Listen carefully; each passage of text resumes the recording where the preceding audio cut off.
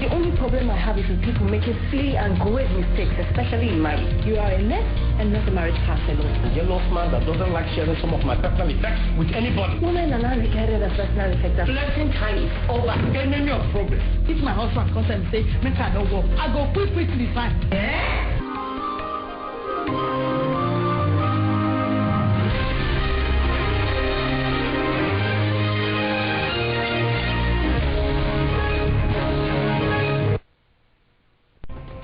Different voices. Before we are thinking that democracy is coming by the people for the people, today we don't know how to describe it. Rather that it is very, very satanic. Different events, making news, making history. Every week, we capture it on Week in Review. The events that made news during the week is on your TV. Sunday, 8 to 9 p.m. Week in Review. Still fresh and authoritative on AIT.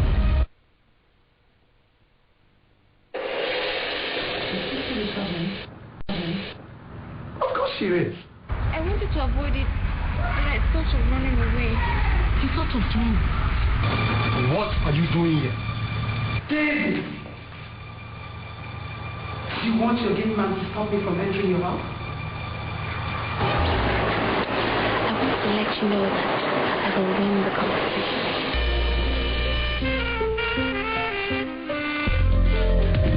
When the thunder.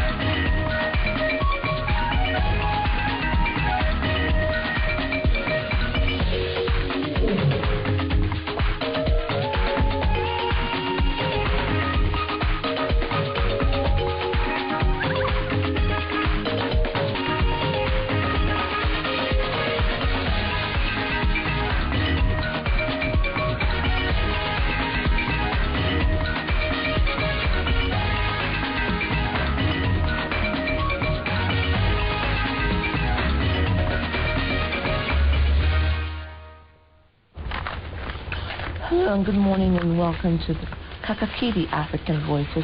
Early, fantastic Monday morning. You look bright and early and beautiful.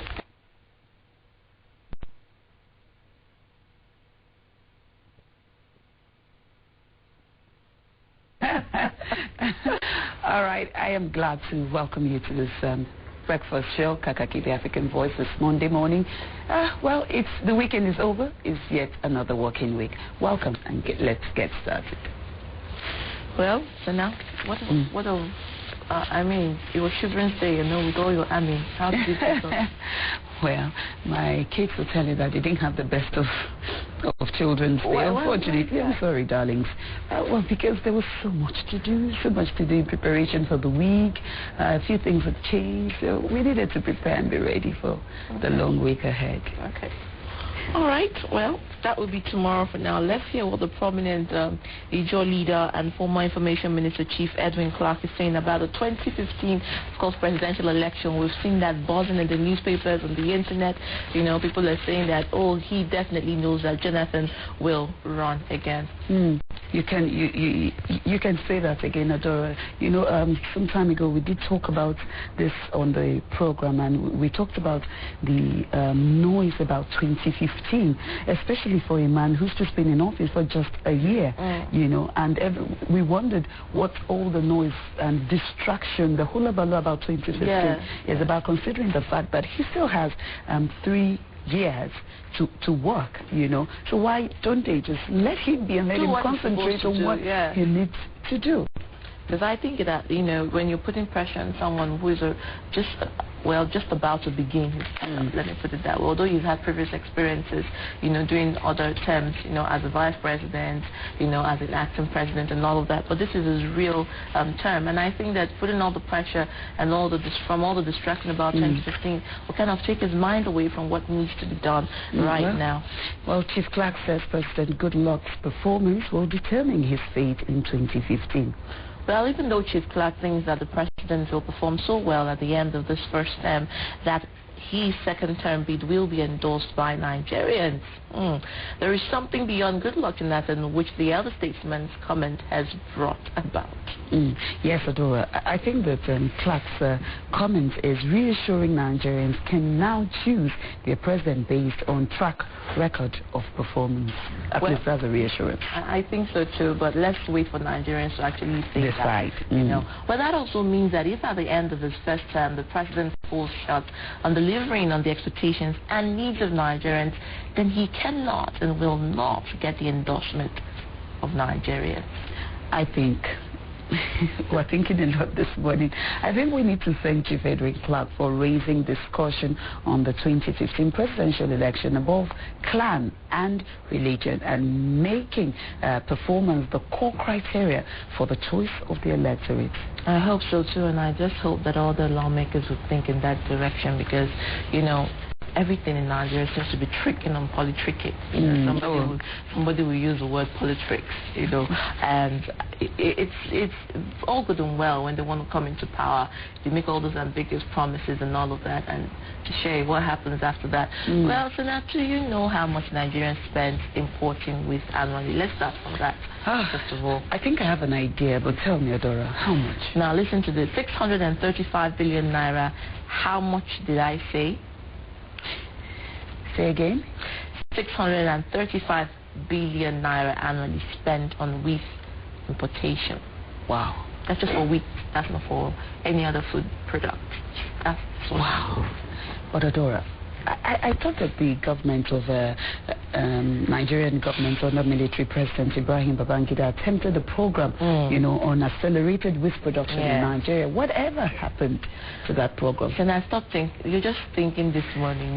We are just thinking and thinking. Yeah, isn't that what happened? True. Okay, let me tell you something. Okay, tell me. Local processing companies and their foreign wheat farmers conspire to kill the program. You know, and they sponsored all manner of stories in the media running down the project and saying all kinds of bad stuff. So I don't think that project is still in existence as we speak. What a shame.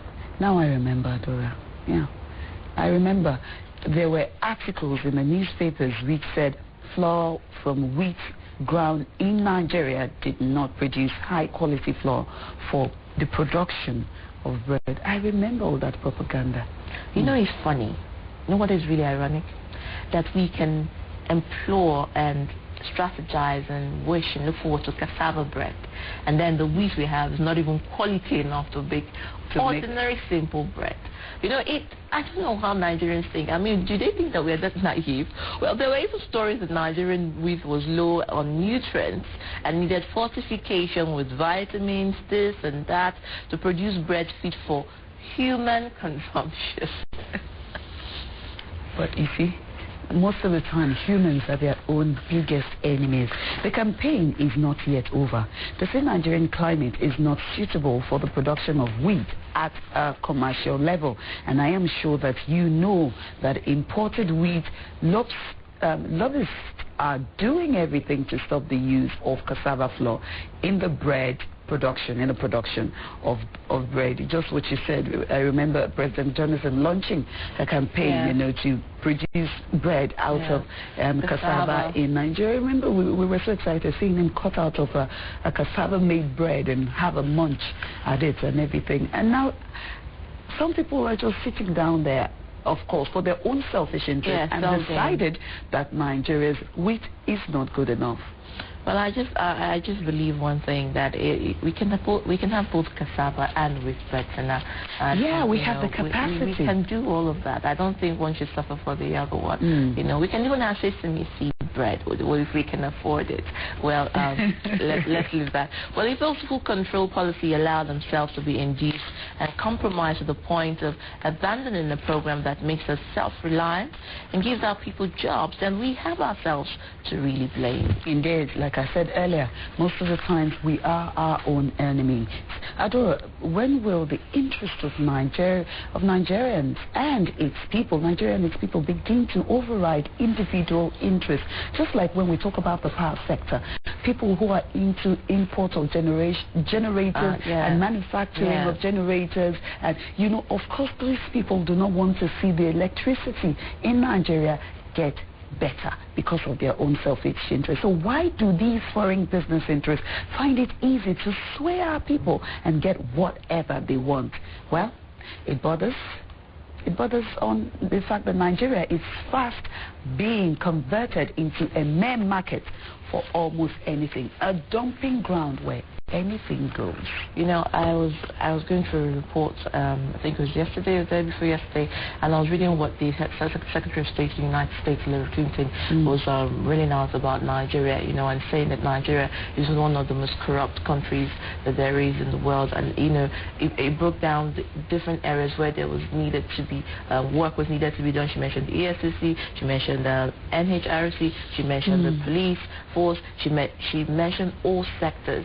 You know, she mentioned the government, the leaders, and you know, when it was so interesting at the depth of that analysis for every arm of our government. You know, and when you look at it, you wonder, okay, I mean, these are the people who come to our country, give us lectures, seminars, and all of that, and we collaborate and all of that exchange.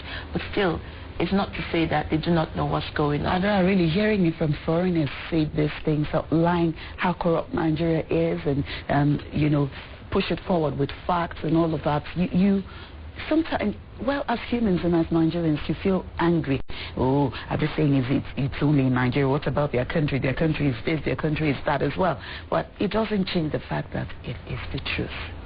And it is even more embarrassing because the world, every part of the world now knows Nigeria as a very corrupt nation. They said it's the ninth in the whole world, and I think that is really appalling, you know. And guess what? We're talking of wheat, and we're talking of cassava, and we're talking of bread. And even in something that seems very insignificant and very simple, there is also corruption. Some billions to import wheat, and then we're saying no cassava bread. Indeed. Well, not to worry. In the course of the show, some other day, we will try and bring the agriculture minister to tell us why the country must spend 6.35 billion naira on wheat, which only Borno State can feed West Africa with, because they are really good at that. For today, we will be looking at the issue of residing the responsibility of the Minister of Justice and the Attorney General in one person, and that will be in our interview segment. We also have a special interview with the Gombe State Governor, Ibrahim Dankwambo. Of course, you can be sure of the other regular segments of Kaakaki this Monday morning. But first, just issue the headline news. Stay with us.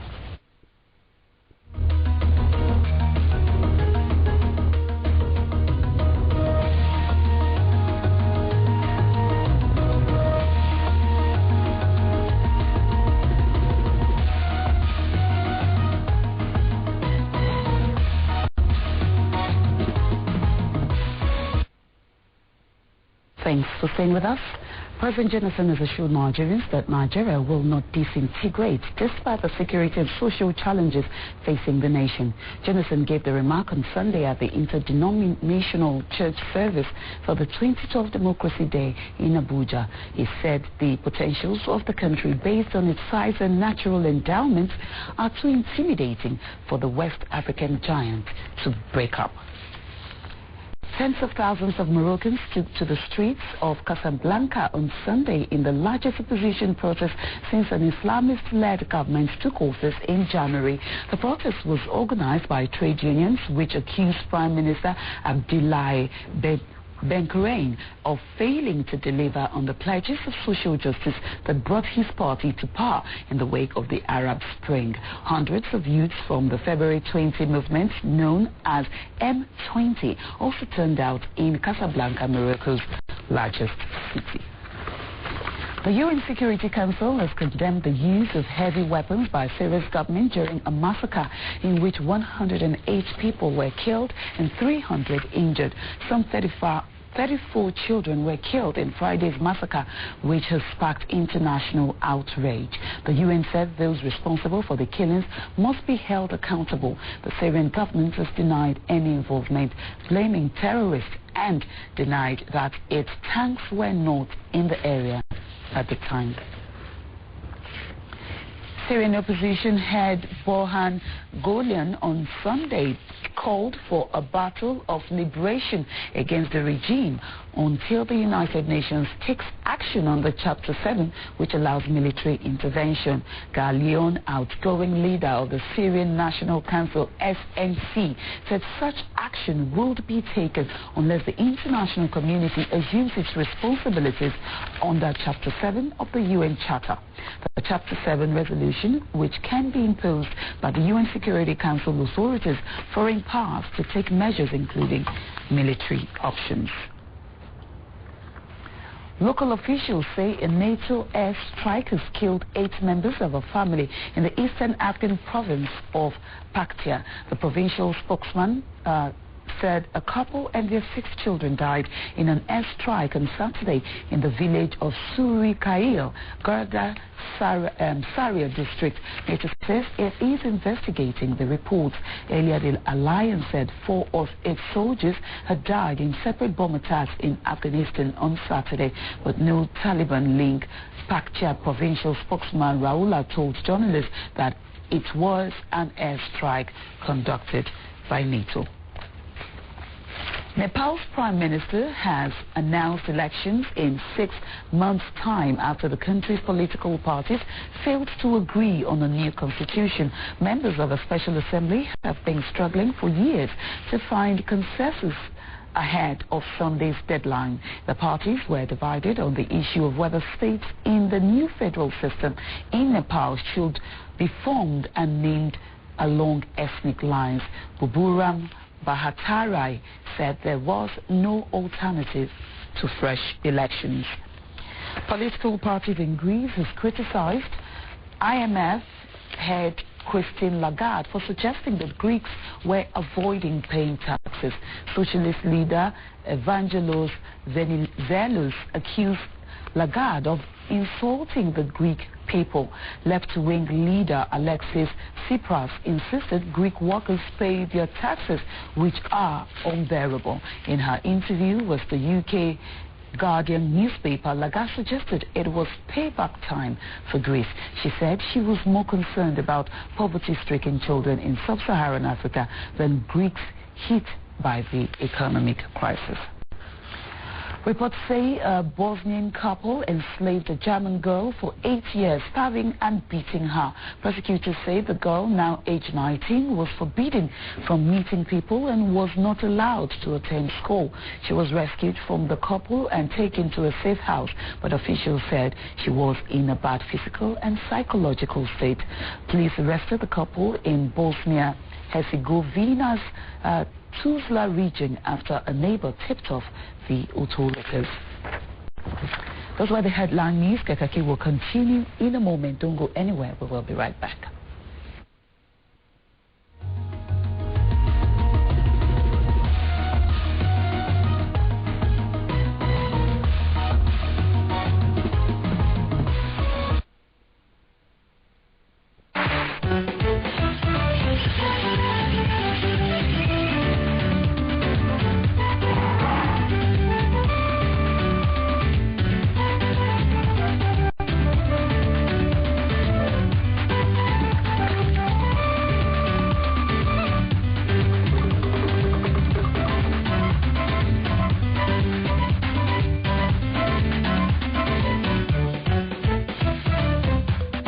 Explore Africa.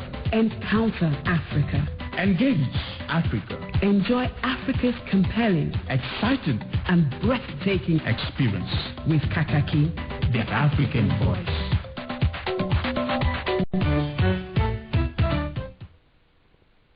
Oh, you're welcome back, and good morning to you if you're just joining us. This is Kaakaki, the African Voice, and of course the first edition for the working week, which is Monday. Well, of course, it's time for us to take you to another part of the world, and I usually now say fasten your seatbelt like you're going on a flight 101. Oh yes, we're about to fly. All right, and we're going to Eritrea.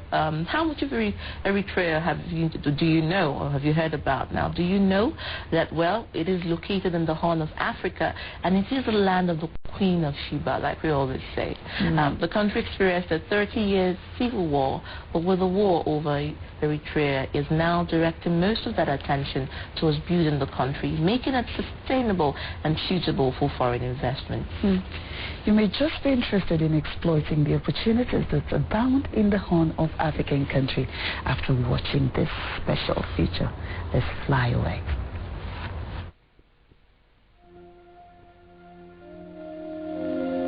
Eritrea is an exciting and wonderful land of high mountains, fertile valleys, and windswept upland plains.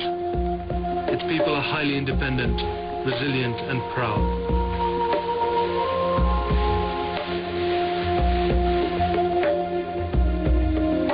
Years of fighting a war against an occupying power, Ethiopia, vastly superior in numbers and equipment, hardened and united its people into a common bond. After 30 years of fighting, they won their independence. Now, they're putting the same fierce efforts into winning the peace. Eritrea lies at the northern tip of the Horn of Africa, bordered by Sudan to the west, Ethiopia and Djibouti to the south, and by the waters of the Red Sea to the east.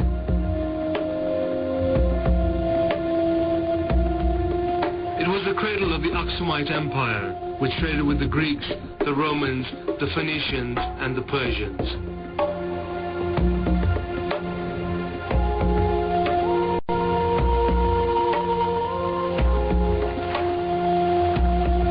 It is the land of the Queen of Sheba.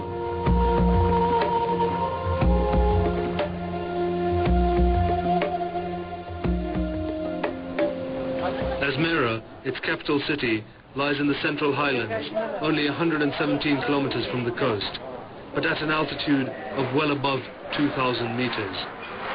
It's an Italianate city of great charm, dating back to an Italian occupation prior to the Second World War, and demonstrates what the efforts of peace can bring to an energetic and courageous people who sustain themselves by their own efforts through 30 devastating years of war.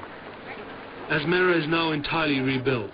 Its roads, telecommunications, housing and transport have been entirely restructured, and is now a clean, modern city whose prosperity is obvious. Its mixed population of Christians and Muslims fought alongside each other for liberation, and reflect that fact in the way they intermix and intermingle today. The Muslim-Christian relationship, its closeness and cooperation, is a rare scenario in Africa today. There's tolerance, openness, and a mutual bond which is reflected as a common heritage of a people who fought back to back together for a common cause.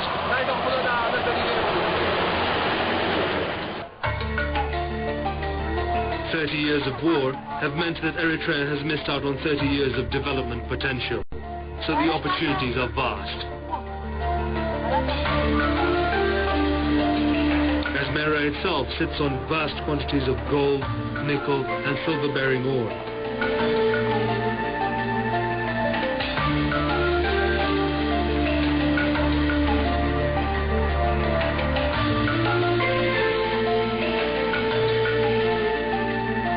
In the high mountain plains, there's an abundance of iron and copper, possibly oil or gas along the coast. And only now is the full process of survey and assessment being made.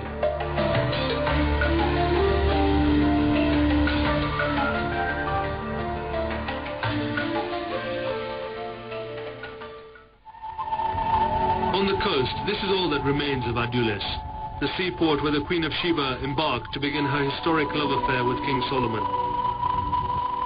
The warm waters of the Red Sea on the Gulf of Zula have retreated now, leaving only the remains of a complex society which traded with the rest of the then civilized world. Another mystery lies here at Sanafi. This stele has ancient inscriptions that no one has yet been able to read. The moon and stars are either the symbols of religion or empire.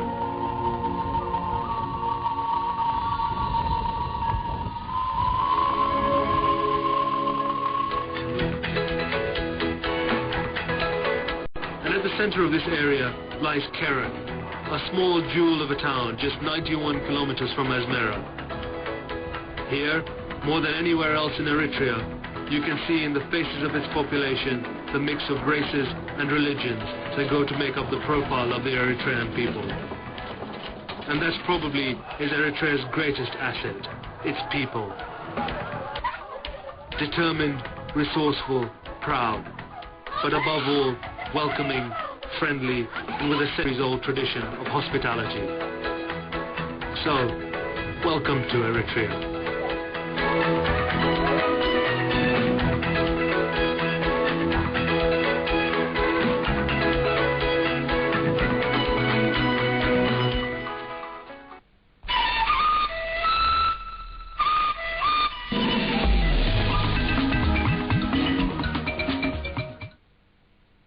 Went through civil war for 30 years. I think that the passion put into repair, and redevelop that community of Eritrea, I think it should be applauded.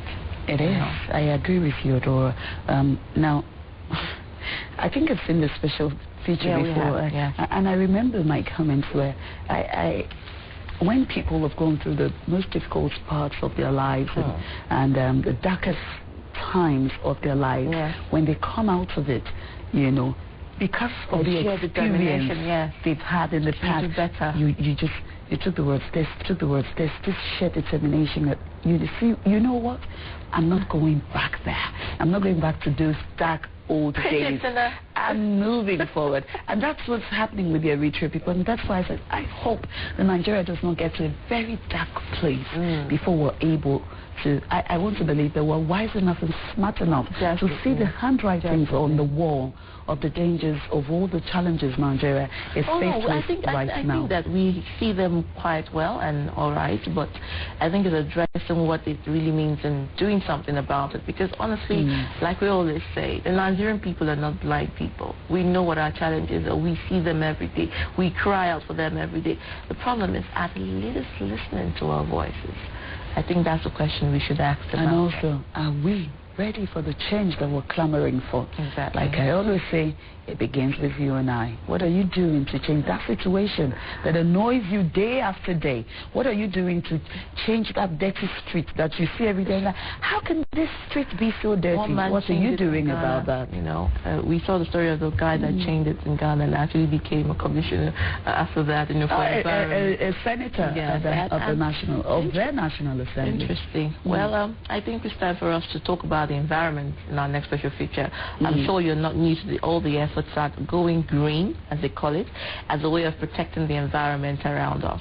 Yeah, the idea is being promoted in virtually all spheres of life and endeavors, even in fashion.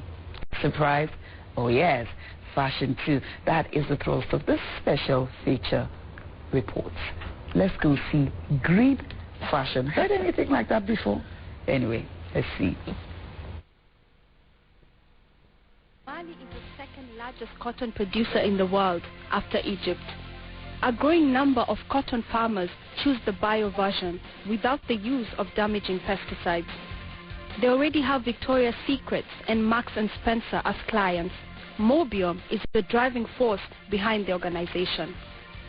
Le bio-coton, jusqu'en 2007, il était exclusivement vendu sur le marché international.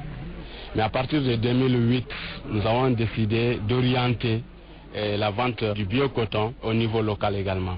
Donc, qui fait que depuis 2008, nous avons une bonne partie maintenant qui commence à être commercialisée au niveau local pour des fins de transformation locale allant dans le sens de la production des textiles biologiques.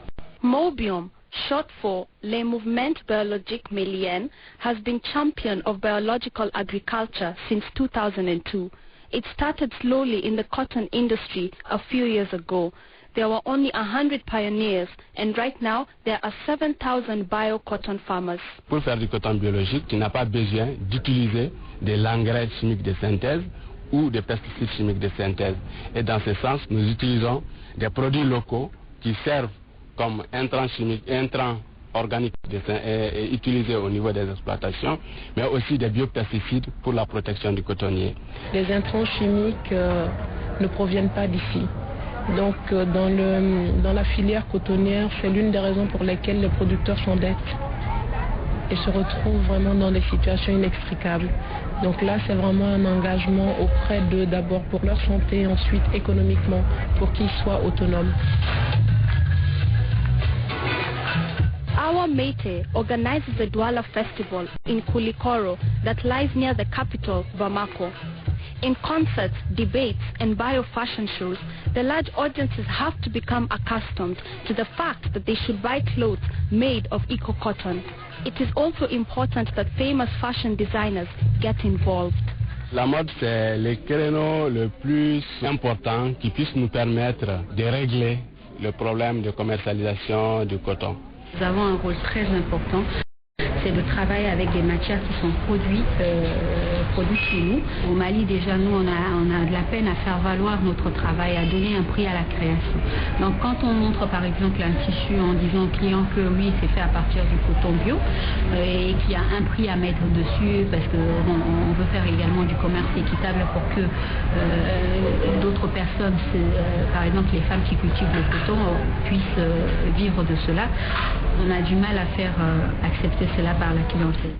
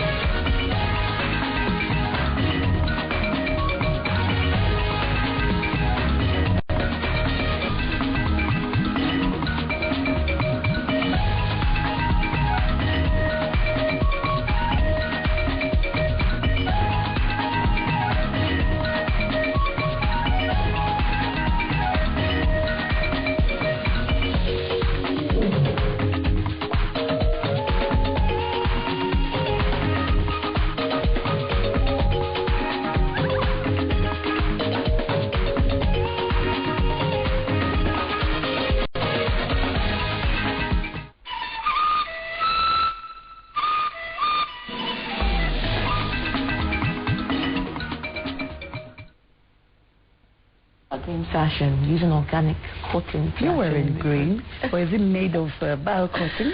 Okay. You're okay. It's pregnant. Very, very. Well, I wish that Nigeria would. Oh God, when we will stop wishing for Nigeria? It's almost becoming an outcry of plea. In fact, it's almost because like we know we talking about Nigeria it's almost like a cliche. You just talk about this and talk about that, and the issues are the same every day. It's like they're recycling them and not doing anything about them. Well, we have to just keep talking about them. What can we do? We've got to talk about them so we can. But I that someday. I think that now, sorry to cut you short, that work of, I call it the work of ingenuity and innovation in Mali, actually it's a great open door for investors. It is. The amount of countries that would want to cash in on that is going to be honestly off the hook. We imagine the Marks and Spencer and Victoria's Secret.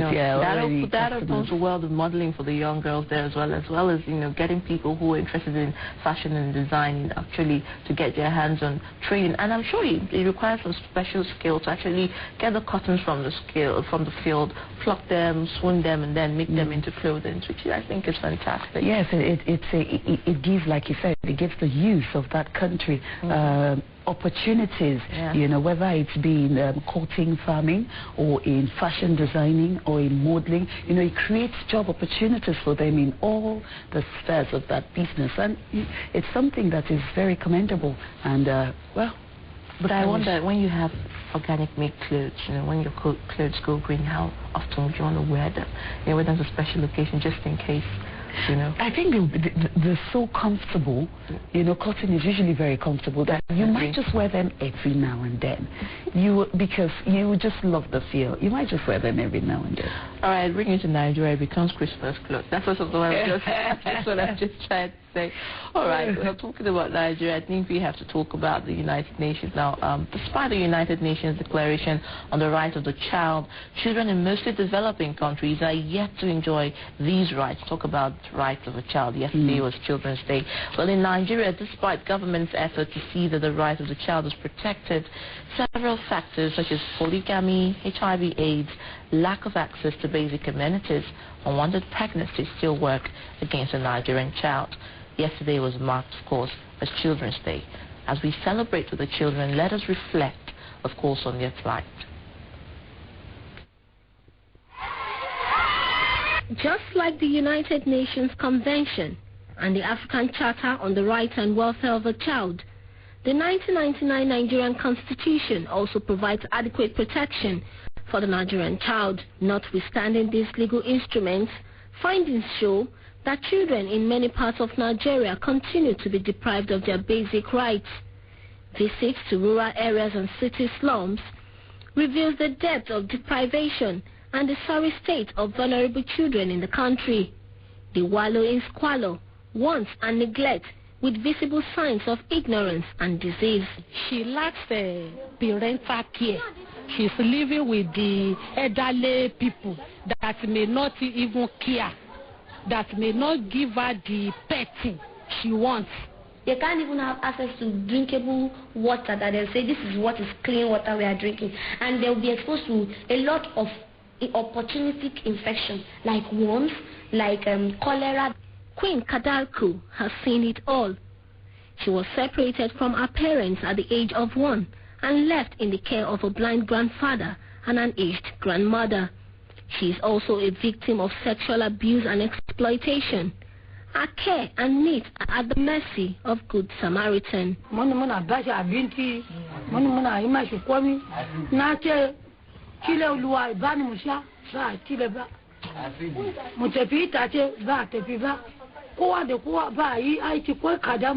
aspect of their health and other things, government has not come. It's only the organizations that are coming from different places to help the villagers and their children. Queen's experience depicts the condition of most Nigerian children. Her welfare and that of over 17.5 million children like her resides with the Ministry of Women Affairs and Social Development, a government agency also saddled with the responsibility of over 70% of the country's population. Not long ago, the ministry launched a database for vulnerable children in Nigeria. It will enable us to take stock of our progress and bring to the fore the challenges we must overcome. All we expect the caregiver to do is to keep a track by either writing in their books, and then when the civil society or community-based organization that partner to support them comes around, picks up this thing and key it in their offices, and then from that transfers same to either the local government social welfare worker if there is a system in place, or directly to AYON. In most sub-Saharan countries, implementable policies have shaped responses to the plight of orphans and vulnerable children. The Nigerian government have made efforts over the years to develop such policies, but the implementation have ended up in impassioned oratory, while policy documents gather dust on the shelves. So when you look at the sequence of events, you discover that at that community level, we don't really need computers.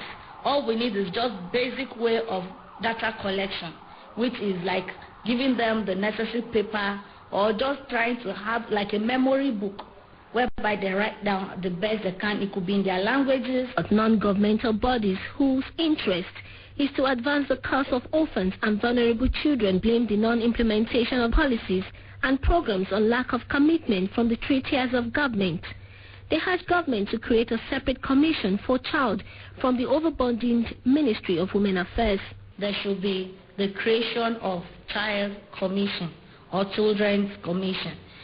That commission, if created, will be able to look at the totality of survival, development, participation, protection of children in general. According to UNICEF, an estimated 10 million children in Africa live without families in towns, villages and cities as street children.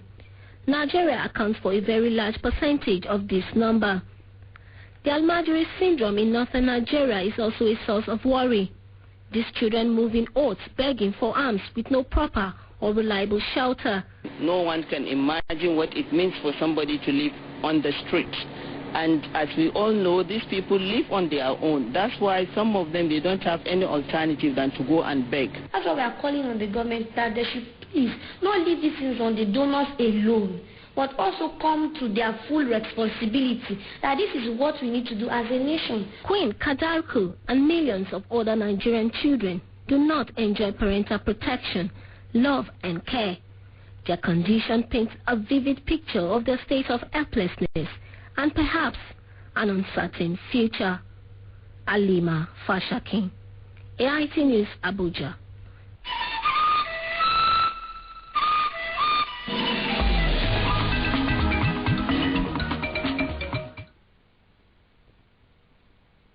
I think very insightful. 10 million children live without families in Africa, and Nigeria makes most parts of it. I can imagine how the children fare, and it reminds me, in Lagos, although it's been a wonder when last time I went there were times you used to pass under the bridge and you see children, lying with just a bundle of cloth for pillow and all their works with them. And it's sad. It's sad. You wonder what parents of those children are, or if they ran away from the orphanage, or what even the government is doing about it. Like the woman said, that what could be done for them is actually setting up a commission and, putting and projecting the child rights forward. It's going to be a very difficult situation. That's the truth. Except, of course, the sincerity of purpose. We're talking about how children, why the reasons why children lose their rights as kids. Polygamy, HIV/AIDS, lack of access to basic amenities, unwanted pregnancy. Still, all of these are against the Nigerian child. So until, of course, we begin to see an attitudinal change towards these challenges, we may not see a future for it.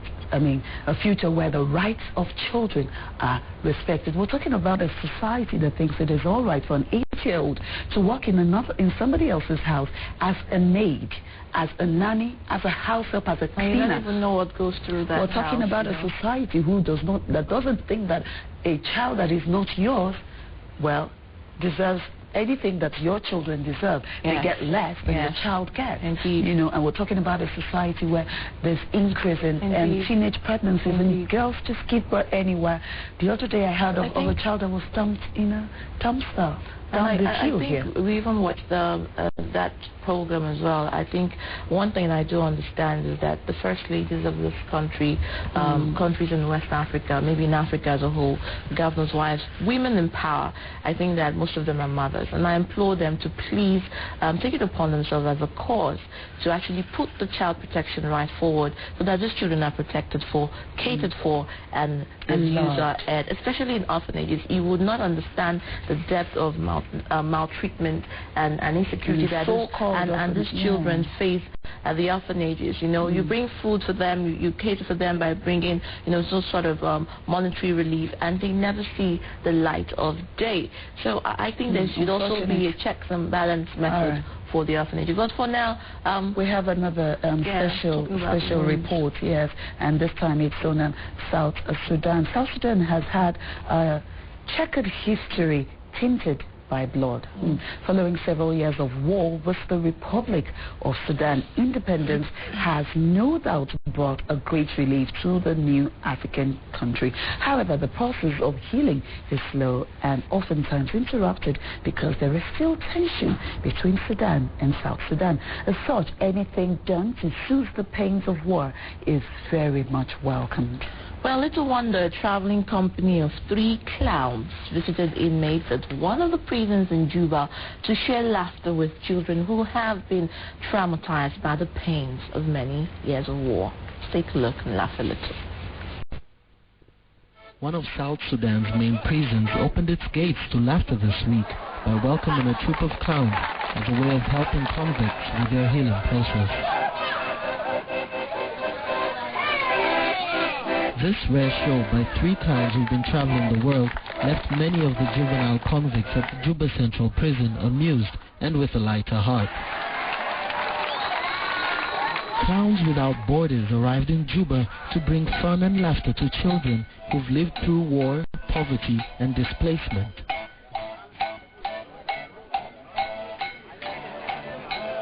Using contemporary clown and circus performances, as well as workshops during their 2-week-long tour of southern Sudan, the clowns taught children new skills while helping pull communities together in celebration. The 3 clowns came from the US and South Africa. The idea is to use laughter to relieve suffering, especially in children who've lived in crisis areas such as refugee camps and conflict zones. These clowns have changed my life. I used to be in a completely different mood, but when I saw them perform, I laughed a lot and felt very happy. Gavin Stockton, a member of the Clowns Without Borders, explained the method behind the madness. I'm here because we want to have some fun, we want to spread fun, we want to see people smile. In a small way, it's a bit of rehabilitation from conflict and from violence. It's not much, but every little bit helps.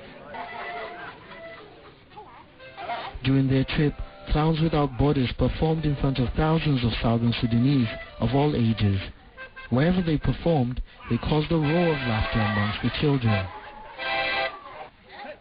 The population of South Sudan is slowly emerging from trauma and emotional despair, which was brought about by 2 decades of war, which ended in the signing of the Comprehensive Peace Agreement in January 2005.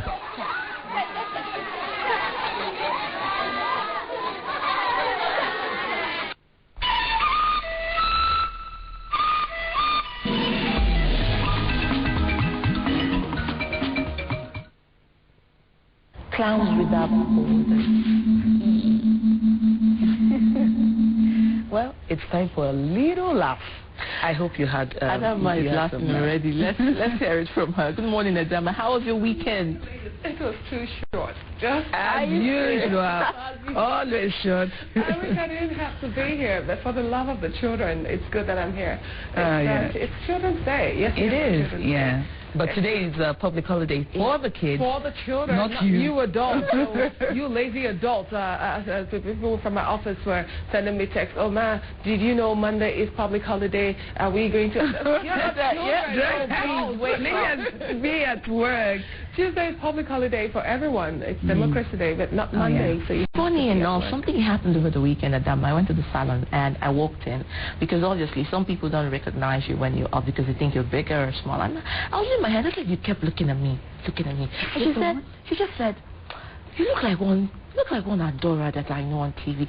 But do you watch that Kaakaki show? I said, yes, I do. And I said, do you know that Adama on health tips? I said, yeah, she's a clown. I like her. Whenever I'm watching Kaakaki, I can't wait for, please. I'm a cancer survivor. I'm trying to reach them. Do you have an email for them? I need to get in touch with Adama and all of that. So when I was leaving, I was like, I think I gave her my card and I said, okay, call this number. She now looked and said, how can you have Adora's card? Oh, wait, oh my God. And I said, okay. And I'm going to tell Adama she has a wonderful fan. She was so enamored by you. She's like, Adama this, Adama that. You are a lovely lady out there. Thank you. Her name is Juliet. Juliet. Thank you very much, Juliet. I will be your female Romeo, but not in that sense. Not in the sense. You better not. No, not in that sense. And I keep getting that. I don't know. I hope the producers do take the time to leave my contacts long enough because I do get people tell me sometimes, oh, we don't have your contacts and we're trying to reach you and all that when I meet people. I've had people chase me, car chases, and I'm, oh my God, I'm not myself decided. Nobody will pay you anything. And it's just people who want to get contacts or to talk about problems or whatever. So we'll leave them out there. Producer, just make sure the contact comes on every day and leave it for a bit so that people can copy it out and look at it and try to get hold of that. Yes, it's Children's Day, and I'm not really going to talk about any particular topic. I'm going to talk to you. I'm going to give you a talking to all women who are mothers of very young children especially, and not so young children. You need to listen to this. I came across a story. A pediatrician, a top-notch pediatrician, shared an experience. This woman, very educated woman, university professor and all that, had a toddler, a baby, and every time the baby is brought to the hospital and admitted for malnutrition, the baby stays about 2 weeks, gets back to normal, gets robust and fine again, and then when the baby goes home, after 2 weeks, the baby is rushed back to the emergency room for malnutrition again. So guess what is happening? This woman is such a dragon to the little girl who lives with her and has the life of her child in the hands. And then, of course, the little girl takes it out on the baby. She does not feed this child, so this child eats baby food. That's what the child eats, her baby's food, her baby's cereal and SMA and all that. And the baby gets nothing. And mother is busy working and all that. So there's a lot of situations there are lots of situations out there that are resembling this. And some marriages are even getting some cracks because of this. Because men by their nature usually would try to speak out. Some men would try to speak out, try to intervene. And the woman sometimes would get aggressive. Oh, you're trying to sleep with a house girl, or you're sleeping with a house girl when she's a bit old. Even when she's small, some women can be ridiculous when they're upset. And then sometimes the man will just shrink away because men are not confrontational by nature when it comes to women. Naturally, they could be confrontational with other men, but not with women. They don't like to join issues with women. So most times the men will just shy away and just try to turn a blind eye, try to be kind to the child when they can. And most of the time the men are not fair anyways. So these women are battering and doing horrible things to other people's children who are living with them to care for their own children. I've seen a case where this child, about 7 or so, had cuts all over his body, cuts from this evil woman, simply because this child bedwets. And I'm sure if I ask you ladies, you have lots and lots of gory stories. This needs to stop because you're harming your child and you're damaging the health of your child. You're risking the life of your child. And let me tell you that a child that is dropped often on its head grows up with some mental rehabilitations and some mental issues. That's why you see some adults sometimes and they look like their head is not altogether normal because of trauma to the head at a very early age. And so many other things that could go wrong, so many other things that could happen to your child when you are evil, positively evil to the caregiver of your child. Being positive and being evil. Adam, I covered it. Positively evil, that's a contract. That's a big contract. There was a particular report of a 13-year-old girl that, I was invited by the Social Development Secretariat, and I got there with my camera to find that there was a 13-year-old girl that had been, abused by a guardian, over and over and over again. This woman cuts her, you should have seen her back. It was on our news, I remember. Her back, she had marks, obviously with a razor cut marks, and she had her aunt, she had marks on her wrist. How did she get this? She said a day her aunt was sleeping with her own son, and then she was asked to fan them while they slept. And the girl finally dozed up at about 2 to 3 a.m. The auntie woke up when she started feeling hot and found the girl asleep on the floor beside her, and then descended on this girl, picked her up and tied her to the cutting pole in the house. Adora, I don't want to talk about the rest of it. I don't even know your name anymore. Penani, this is a horror. When the report was going, she found the time. She dared to call people to ask that the report should stop airing. What? She had the Why audacity. is that woman not in prison? She should be. That's what I'm saying. The Social Development Secretariat took that up. She was, first of all, she had to be evaluated for them to know whether she was psychologically stable or not. She will not be impaired. to just share evil. That's all it is.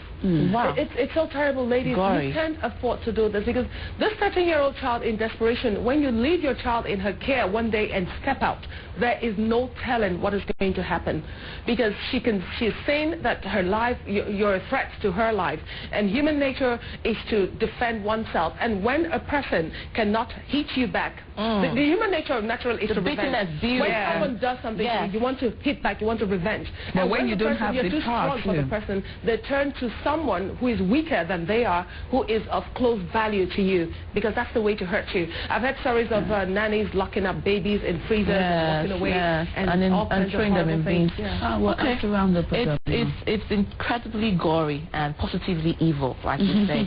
Well, anyway, I wish we had more time to talk about it, but I think we have to wrap up. And of course, it's a wake-up call, ladies. It's a wake-up call. It's Children's Day. If you know what is good for yourself, turn around right now. Men, don't turn a blind eye because you don't want to confront the woman. You have to start confronting, because the child is yours as well. And when this child kills your child, it's going to hurt you as well. So you have to open your, you have to get positively aggressive and insist this child should be treated better. To show your new repentance, I recommend when you come back from work or whatever, take this child and your child out together and give them a treat. Thank you, Adama. Thank you. Thank you so much for that. I think I'm sure a lot of women have learned so much from that. I hope they do. And yes, they have to, or less they end up, behind without children. All right, have a fantastic day. Thank you. And happy Children's Day. However you want to interpret that is up to you. All I have to say is happy Children's Day. Thank you. Okay. I think we'll take a break now. We'll be back shortly. Stay with us.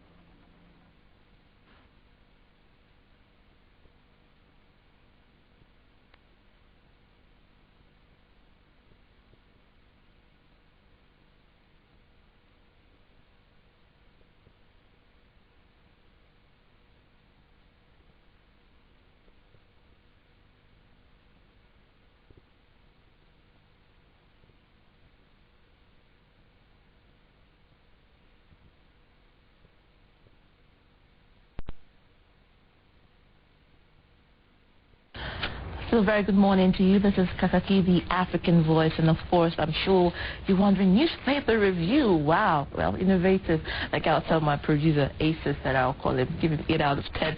We'll start with National Mirror this morning, and we're looking at what National Mirror is saying. And of course, it's saying, Jonathan, Nigeria won't disintegrate, and that is coming from the president yesterday, after when he said Nigeria would remain a united entity, notwithstanding what has been going on in the polity and of course the challenges that it's been faced with. And we have riders going on as PDP, CPC differ on his achievements.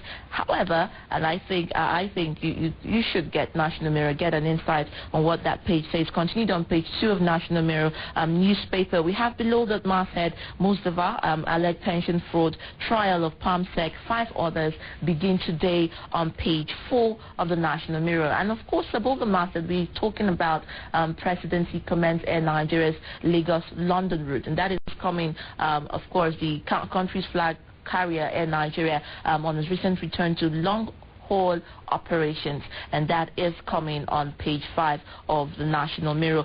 Below that inset picture, the Secretary to the Government of the Federation and Senator Pius I.M. We have below that masthead 2015, no force can stop the North, and that is saying coming from ACF. And of course we have New Peng's action will end strike, enemy, of course, Nigerian Medical Association on page 2. Lagos doctors nationwide threaten warning strike on page 5, and that is National Mirror. The road, let's be on the tracks and see what they are matching onwards with. Jonathan again is saying Nigeria will never split against disintegrate, which is a word that National Mirror has used as their editorial style. And in that story we know we're talking about even after the former Minister of Federal Capital Territory, Malam Nasiru El-Rufai's warning that Nigeria may not survive beyond 2015 if elections are rigged. The president still goes on to reiterate that no matter what happens, at whatever cost Nigeria, we remain a united polity. Below that matter, we have Boko Haram's jihad on Christians, and that is coming from Akinola, Most Reverend Peter Jasper Akinola, the immediate past primate of the Church of Nigerian Anglican Communion yesterday, told Jonathan that Boko Haram scourge will not stop and warned against dialogue. However, both the mastheads were talking about the Senate, saying Senate probe reports a 155 billion naira oil blocks scandal about rebate. Fresh facts, let's see how factual this gets. Jonathan's presidency 1 year after, we are still waiting for fresh air. Nigerians tell Jonathan, and Ryder says he has not done too badly, and that is coming by investigations made. Daily Sun news tightens on Boko Haram as federal government moves to block funding sources is what's coming on in the rider on page 5. Says set not ready for talks, and that is the Daily Sun newspaper. And of course we have on page 7 still coming in a little nutshell in that headline saying there's no alternative to democracy. Dan Kwambo, Gombe State Governor retreats. And of course at that inset box below the masthead, SEC probe, rep fires back once charges quashed on page 8. Nigerian pilot, let's see how they are manning the airwaves, says don't dialogue with Boko Haram. Akinola tells of course Nigeria, former primate of the Church of Nigerian Anglican, Reverend Dr. Peter Akinola states that and urges the federal government not to dialogue with Boko Haram, insisting that such an action, of course, would not bring solutions to the current security crisis. However, you can get your inside story from that on page 5 of the Nigerian pilot. We have Hembe Azuborgo dock today, and below the masthead as another interesting headline story going on there. And above the masthead, we have fresh 49 billion naira pension fraud uncovered, and the list keeps getting better every day. Continued on page 2 of the Nigerian pilot. People's Dailies this morning. What's the daily? Those that they've brought extrajudicial killings, and 24 groups sue JTF as gunmen kill 4 in Kano, and that is what's coming on in People's Dailies. And of course it's coming from Coalition of Civil Society organization in Kano. It said preparations of course have reached an advanced stage to commence legal action against the joint task force. What that is about, you would have to find out, because any more story will be considered plagiarism. And it's continued on page 2 of People's Daily. And of course we still have that iteration by the president saying Nigeria won't break up, as shows Jonathan below the masthead. Blueprint newspaper, well, let's see how they've printed well this morning. Back in OBJ, not worst blunder, and that is coming from Angle. And below that we have Nigeria will not disintegrate again, which is one of the major headlines that is making waves in Blueprint this morning. And of course in other newspapers, Daily Trust will say U.S. slashes oil import from Nigeria, and that is coming this morning. Of course we got the reports of 1.6% of oil importation from Nigeria, and soft oil is decreasing importation here. It's continued on page 5 on Daily Trust. And of course 4 poker players shot dead in Kano is another interesting story going on page 5, and of course on the front page of the Daily Trust newspaper. And we have Leadership newspaper is leading this morning with the pension scam, and says 3 billion naira pension scam. We bribed Senate committee in dollars, and that is coming. Suspect says Farida Waziri got a house on page 5. And last but not the least, Nigerian News World magazine, Nigeria under siege as robbers adopt new tactics, and that is coming from the new Nigerian News World. Well, that is all we have this morning on the newspaper review. If you want more insight, get your own local newspaper from your local vendor, get the information going on and be informed.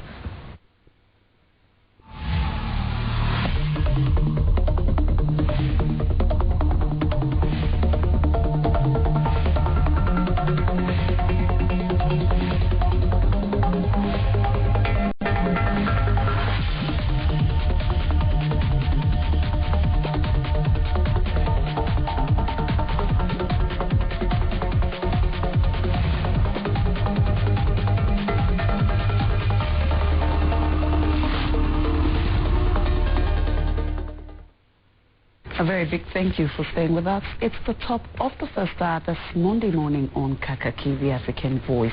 Time now for Inside Nigeria. Former Inspector General of Police Sunday Ehidero has said that the agitation for state police is a call to the disintegration of the country. He told participants at the retreat of the House of Representatives at the Committee on Constitution Review in Port Harcourt that the divisive elements would hijack it to suppress political opponents. Invitation to disintegration of this country. The establishment of the state police will bring us back to the days of ethnic militia, the Mossad, the Besu, and what have you, OPC.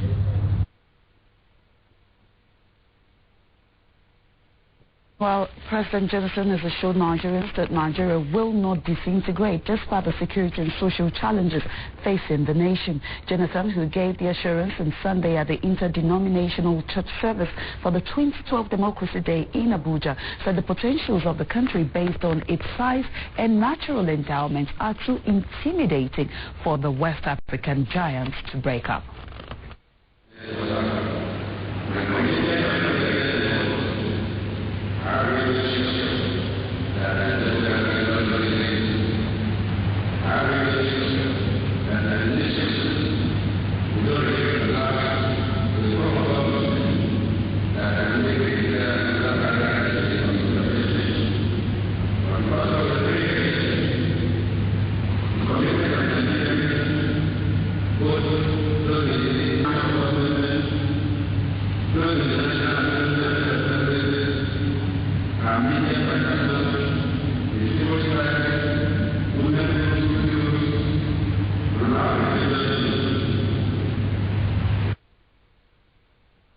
As part of activities marking the Democracy Day celebration in Nigeria, the South-South state of Bayelsa on Sunday also organized a pre-Democracy Day interdenominational service. AIT's Ovietemi George witnessed the occasion at the Glory Land Cultural Center, Yenagoa, the state capital. Bayelsa is a dominantly Christian state, and whatever we do as a people, we believe that we should first of all invite the presence of God to every celebration that we'll go into. And that is why we have this interdenominational church service to usher in that particular day that democracy was restored into this country.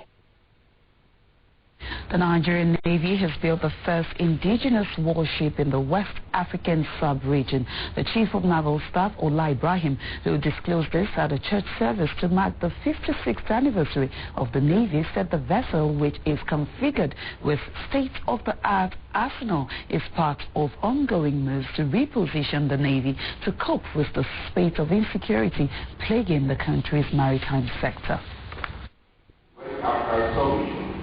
Which is a clear demonstration of our tenacity and ingenious innovation, as well as clear and focused leadership. It is expected that this milestone will allow a future of sustained strife and development in the Nigerian Navy towards achieving national transformation. That's Inside Nigeria. Kaakaki will be back in a moment. When we come back, it will be time to go into our interview segment, and you don't want to miss that. So stay with us. We'll be right back.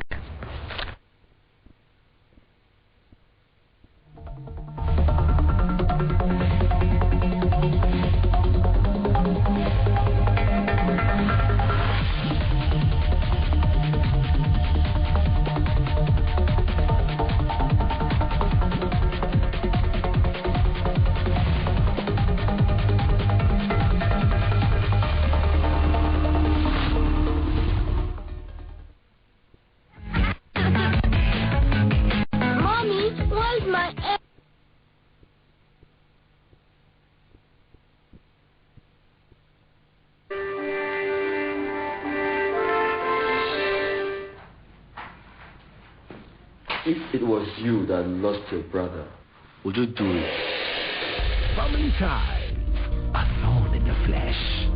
To be seeing my daughter every day is not small money. Your daughter when he's concerned, my pocket is never afraid of. Oh, well, I will do everything. Yeah, I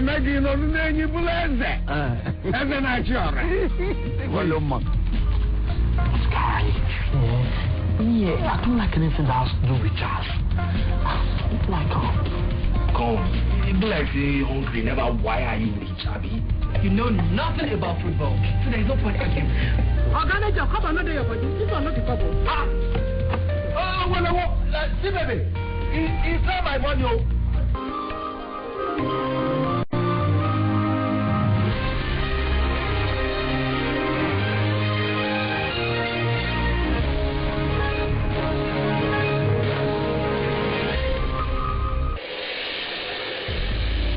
Between three nurses and a doctor, find out what matters in Clinic Matters.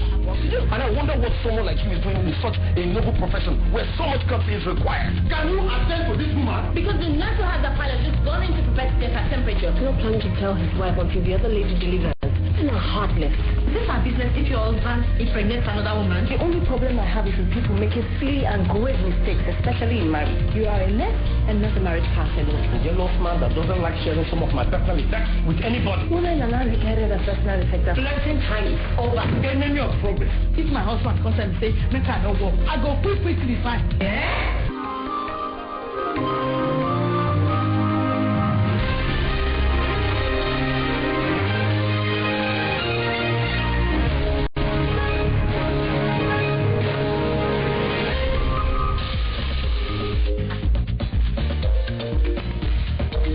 Budgeting. Questions such as, do we need an NMPC in the first place, must be asked. My view, we don't. He is the field officer. He has the responsibility to ensure all operations regarding arrest and all that is conducted in the usual manner. Engaging emerging topical issues in the polity. The mere fact that we pay for 24 million liters of petrol on a daily basis, which is not, is shocking. And I think by now people should be resigning their appointment. It's supposed to be a business, but it has become another arm of government, and it's also suffering from the malaise that have beset government in Nigeria.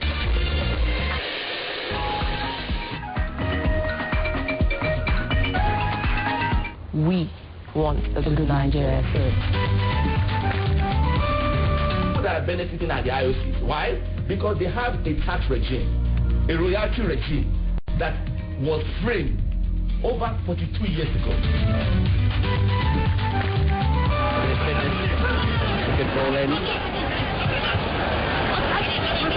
Still with Morocco. Surely. Explore Africa. Encounter Africa. Engage Africa. Enjoy Africa's compelling, exciting, and breathtaking experience with Kaakaki, the African voice. Now listen. The law is now beyond argument that the effect of a nullification of a thing, not necessarily an election, the effect of nullification of a thing is to completely wipe out, obliterate, remove, undo, erase, or render it ineffective. Why must Nigerians pay the crime that has been perpetrated by this power?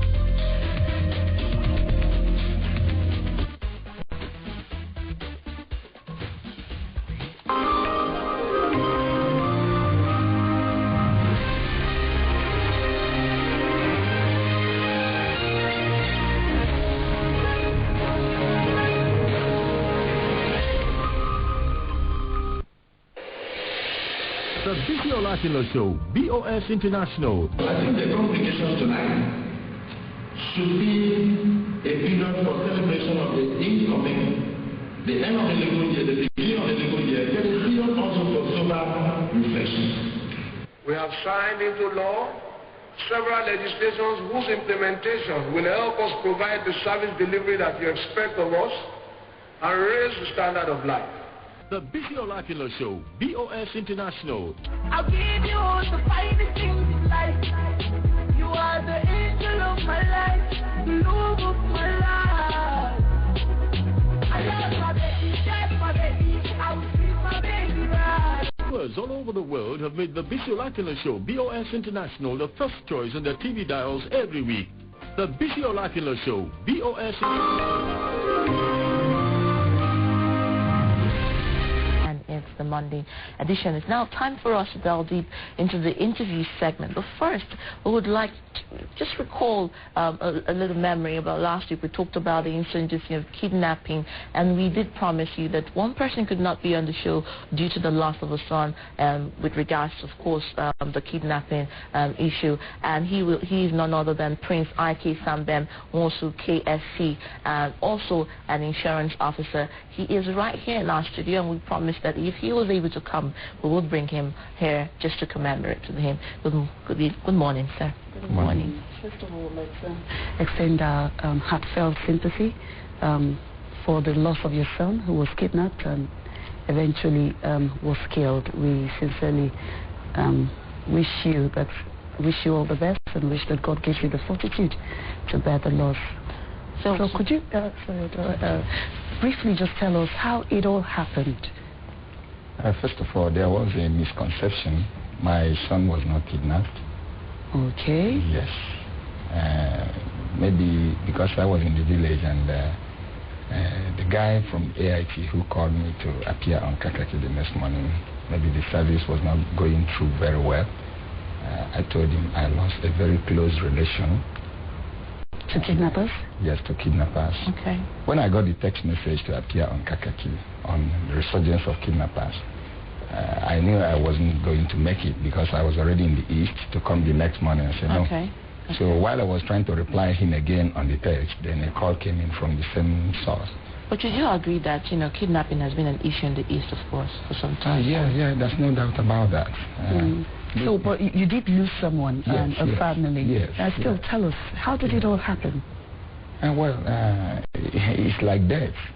Honestly, it's like death, and it has taken over the area. You see now that most people who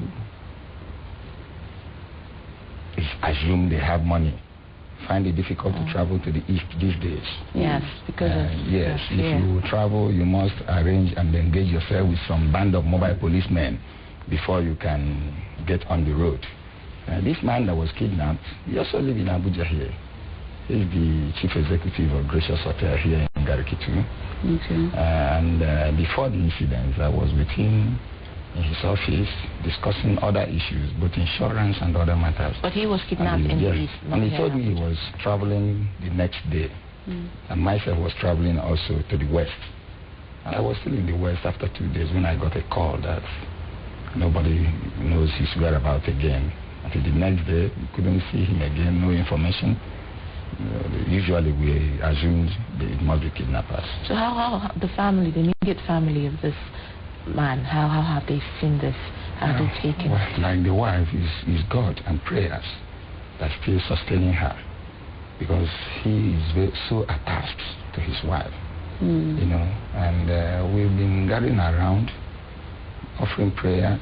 Even the primate of all Nigeria, Most Reverend Nicholas Oko, has been calling me sometimes because I called him and told him my experience that a friend of mine, a knight of the church at the same time, was in the hands of the kidnappers. Meanwhile, this man was there for over 1 month. It's a rare case. But did they make any contact with the family? Did he ask for a ransom? The situation, the way it is now, I don't know, they too are afraid of making the calls, of asking for ransom. They called sometime and stopped calling. They ceased contact and communication. That was a major thing. And the worst thing is that his dead body was handed over. He died in the hands of the kidnappers. So they still requested for a ransom. Before they left his corpse? Before they handed over the corpse. The corpse. Did you see any gunshot injuries? How do you think he died? The victim, is a heavy person. Okay. And he's diabetic. Okay. And I can be sure they couldn't manage the health. Okay. And somebody that stays in a very good environment, staying under such torture, duress and pain, duress and all that, even hypertension could come in. You know, anything could be the... So from this experience, what message are you trying to tell Nigerians? What should the government do about this? Because obviously it's become a menace. Honestly, governments, I can say, they are treating this thing with kid's glove. I don't know who they are waiting to be a victim before they will react. If you look at it, His Excellency Dr. Theodoji of Abia State, I think last 2010, granted amnesty and said they should come up. Let's see them. Have your face. Come, let's know your bitterness. Some people say they are militants. In my own side, I say, you can see a graduate of 4, 5, 6 years, no job. What do you expect the person to do? Much as we say it is not good, I can't encourage armed robbers to continue. Okay. But then government in their own little way, I believe that if somebody is engaged with something, cannot be doing this, because the text you say is resurgence. You can imagine of all the efforts of the police and all that, this thing still continues. Since the outcry for the amnesty and of course the help from the government, have they followed through? You know, it's one thing to make a promise, it's another thing to carry it out. You know, and they watch. You know, amnesty is when you are giving amnesty, the person you are giving amnesty is watching you to know whether you are serious. But when Yar'Adua granted this, Obasanjo tried something like that. What happened? People that came off were locked up. Do you understand me? Yes. But Yar'Adua came and said, we are serious in this business. We'll grant you amnesty. Come up with your feelings. Let's know how to arrange it. Let's know how to manage it. So when you are giving amnesty, they'll be watching you. They have their own intelligence. This is our observation. They have their own intelligence. Because when, even if a victim is in their net, and you are discussing on how to get the victim, sometimes you get a phone call. They will call you. Why are you doing this? Why are you doing that? That shows that they have their own intelligence. So I believe that if a serious amnesty comes from government on how to keep these people busy, it mustn't be giving them millions. Keep them busy. For every year, the university will throw out hundreds of thousands of graduates. No job, no environment is being made conducive for graduates to manage, no enablement. Sometimes when the brain is tired, they begin to think.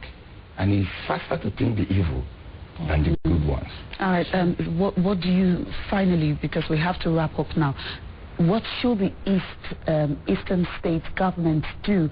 Probably a collaboration in strengthening security in that aspect, in this issue of kidnapping and armed robbery.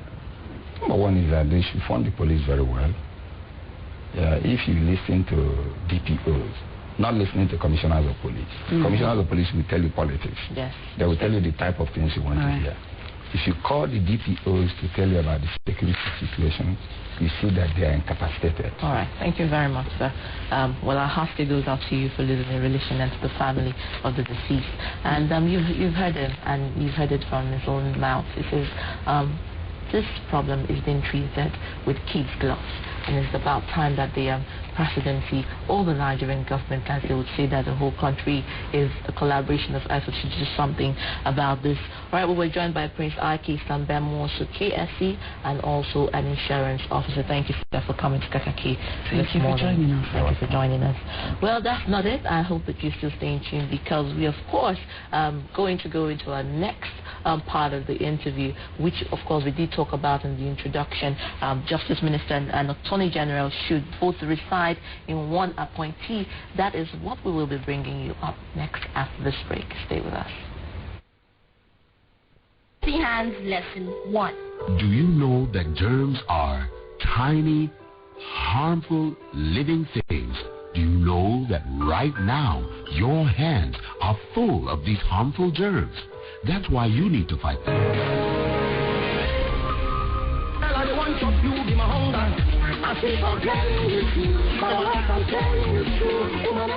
Time out with TA. It's also a party.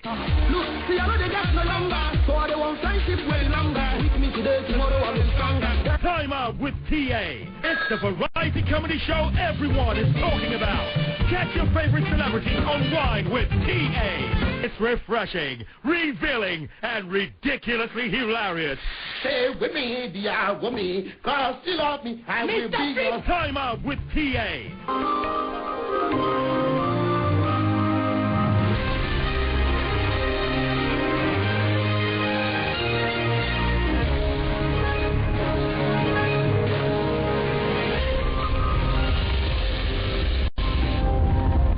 new month of the new year usually comes with a lot of challenges for so many people. Nigerians are not left behind. Get the most current updates and business round the globe on The Money Show. If you look at Nigeria and our people, a lot of people actually plan for the year from January up to December.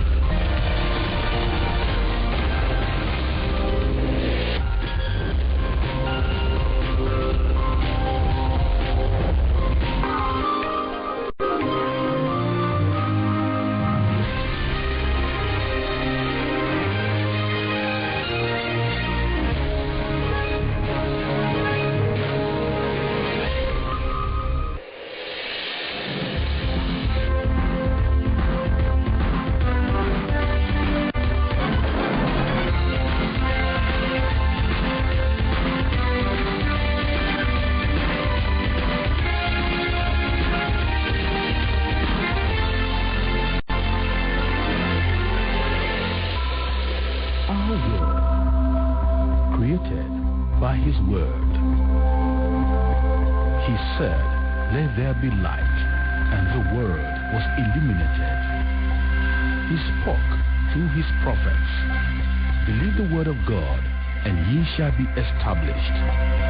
Believe his prophets, and you shall prosper. We still have the prophets.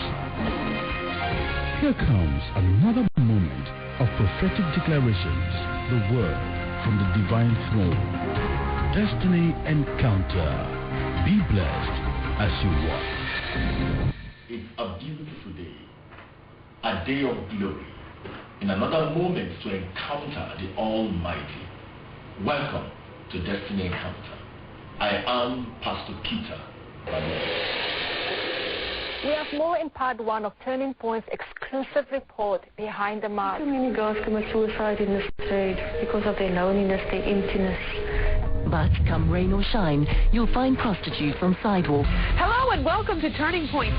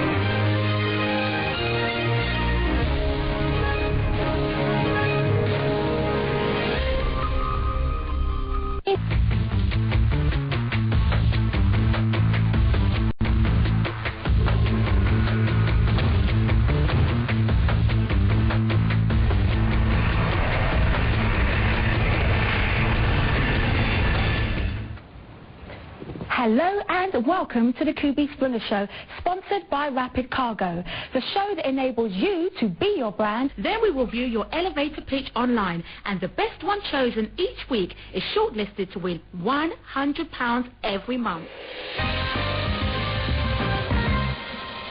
Motivating.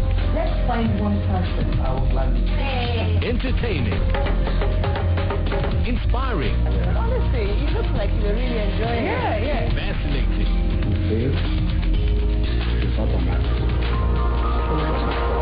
I write, and I write poetry. I used to write poetry. And sensational. Why do men cheat? Celebrities and ordinary people doing extraordinary things. Moments with Mo. Inspiring Africa.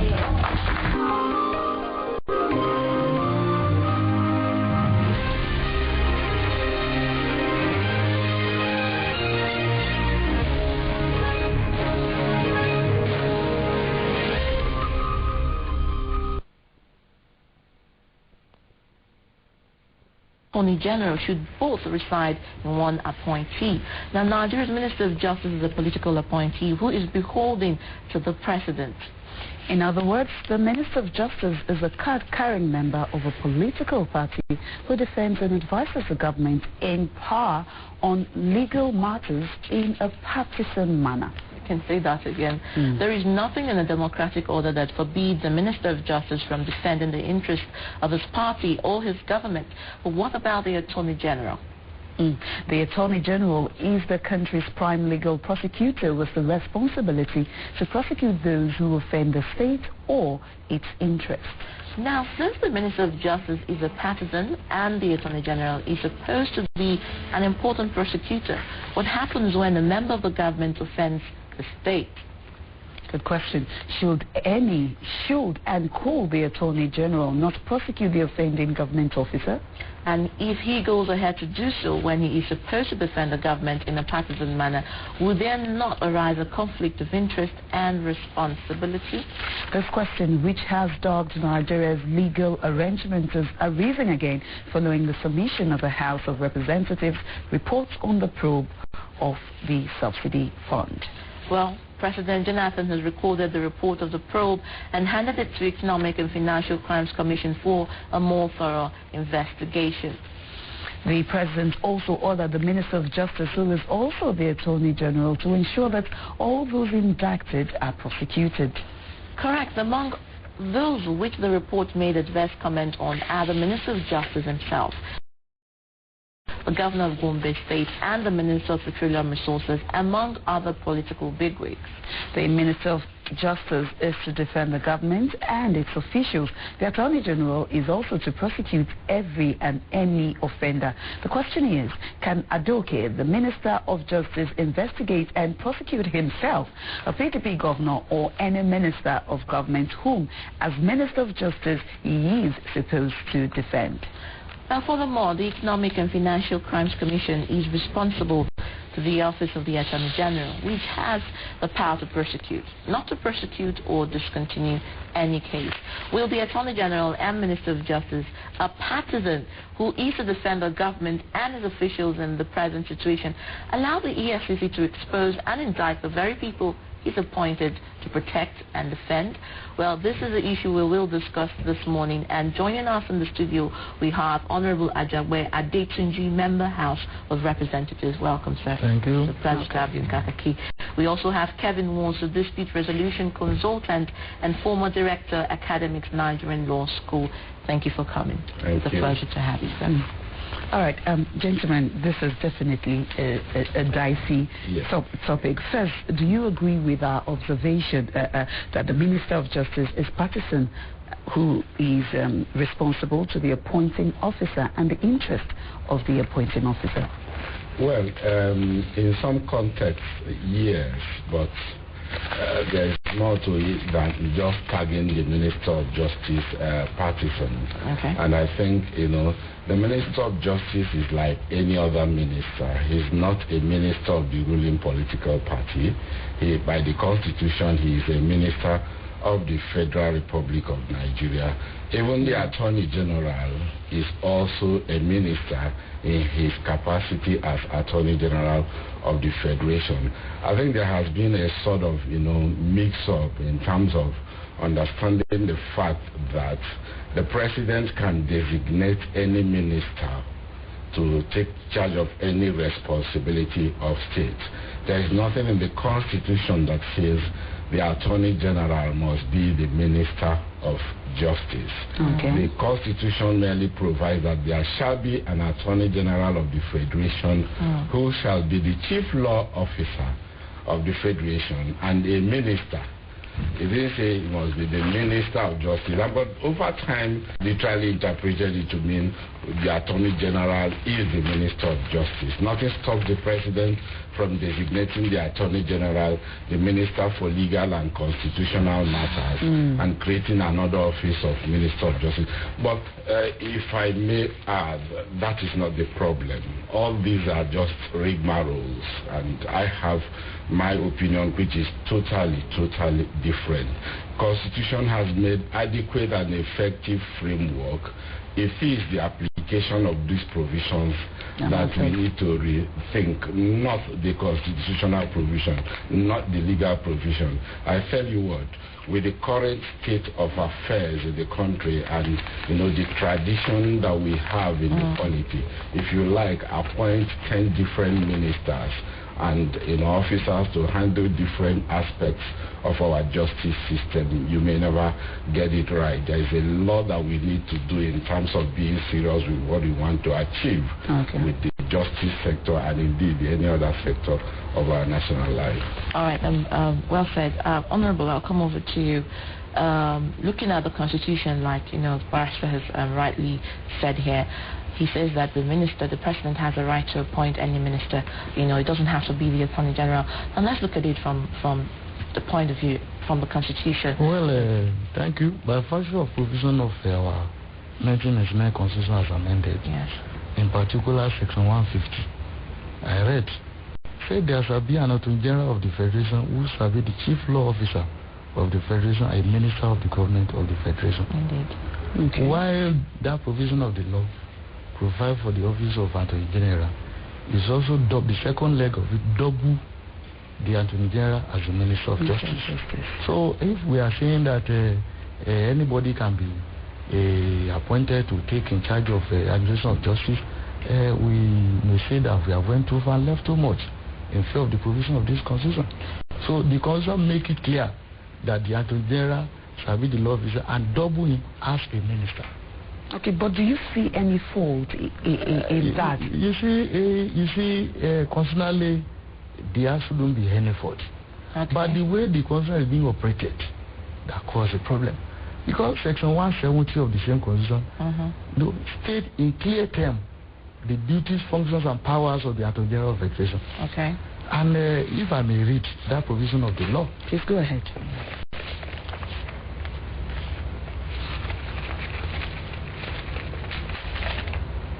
It's subject to the provision of this. I'm coming. Section 174. Section 174. Section 174. Yes. The Attorney General of the Federation shall have power to institute and undertake criminal proceedings against any person before any court of law in Nigeria other than the court martial in respect of any offense created. It went further that the power conferred the Attorney General of this Federation under association may be exercised by him in person or through officer of his department. In exercising his power under this, the Attorney General of the Federation shall have regard to the public interest, the interest of justice, and need to prevent abuse of legal process. Okay. You see, there are a lot of judicial interpretation of this provision of the law. All right, but let's look at it. Do you think that making the Minister of Justice, also the Attorney General, has affected the importance, of course, administration of justice in Nigeria over the years, looking at the complications of both the roles under one appointee? Definitely, that's also because, for example, during the era of former President Obasanjo, in view of overwhelming evidence against public office holders, even including ministers, the Attorney General of Federation by then, because of fear of being removed, yes, couldn't prosecute all these people that are having a clear case of corruption. So you see, it is not the concept per se that something is wrong with, but the way it's being operated. Because you see, you cannot be a judge in your own cause. Nemu Judas in Kansas, somebody appointed you have to be loyal to that person. If any of his cabinet committed an offense, it'd be very, the minister, the AG of Federation, will not be so much inclined to go ahead and prosecute such a person. Example abounds. So not just a matter of being speculative, but we have seen the instances whereby, in the face of evidence, that the General of Federation Minister of Justice lacked the courage to prosecute the offenders because of the fear of being removed by the person that appointed him. Bryce, I'm going to come back to you now. Yes. The president has shown apparent seriousness in the issue of corruption by publicly saying that those who were indicted in the fuel subsidy regime probe should be prosecuted. But don't you think, again, that the Minister of Justice, being Attorney General as well, being a little partisan, do you think he'll be able to prosecute those who are, in the same party with him and in the same cabinet, would he be able to prosecute them fairly? Well, definitely he would be able if we have the right institutions in place. I think this is where the problem lies. If we have a situation where a minister is being investigated, in order to avoid the kind of situation we want to play around now, the first thing to do is office. That is why it is done in other crimes. And if for any reason the Attorney General is seen to compromise his office, the first thing the incumbent should do is to step aside and allow for appropriate investigation. It is not to begin to duplicate offices and responsibilities as if we are not serious. Now here we are. Over time we started creating offices and departments, and last year or thereabout we set up the Stephen Orosaye panel to streamline and harmonize these ministries and agencies. And here we are shouting a grade, create other ministries and departments. A year down the line, we'll begin to streamline them, merge them. That was how we started with EFCC and ICPC and all that. And now everyone is saying streamline them. I think the problem lies with the political will and the desire and the commitment towards actually addressing some issues in our national life. We are not serious. And when I mean we are not serious, both the leaders and the led, we are not serious with the war on corruption. And if you have the level of weakness we have in our institutions, there's nothing you put in it that will work. The problem is not with the Attorney General being partisan. The Constitution already provides, apart from the office of the Attorney General that is constitutionally created, any other minister you appoint is definitely, by virtue of the Constitution, meant to be a member of a political party, because he has to be qualified to contest the election into the House of Representatives. So, to my understanding of the legal framework available, that is not the problem. The problem is we haven't set up the necessary institutions and procedures that will make these laws work. The attorney, all over the world, people in government are prosecuted. The only persons that are entitled to immunity are the president and the governor. So if for any reason a minister is indicted and needs to be prosecuted, the first thing to do, and the president has that power, is to either suspend the person or the person steps aside honorably in order to avoid that conflict of interest. So I think in that wise, creating a new office or separating the office is not the problem. And I want to repeat, Constitution Section 150 merely provides that the Attorney General shall be a minister. It is Nigerians, and I don't know where we got that interpretation, that he must be the Minister of Justice. That provision did not mention Minister of Justice. The proper interpretation is that in your capacity as Attorney General, you have the status of a minister of the Federation. So you don't need to be appointed separately as a minister of Justice. No. It is administrative practice over time that has made the Attorney General Minister of Justice. The president, in his discretion, can, for instance, if I am to advise the president and he's interested in creating a stronger change, he might decide to appoint a minister for human rights and constitutional matters. Yes, or minister for justice, and then you have the Attorney General as Attorney General of the Federation and the Minister for Legal and Constitutional Matters. But what will be the roles? If an Attorney General's job is different from the Minister of Justice job.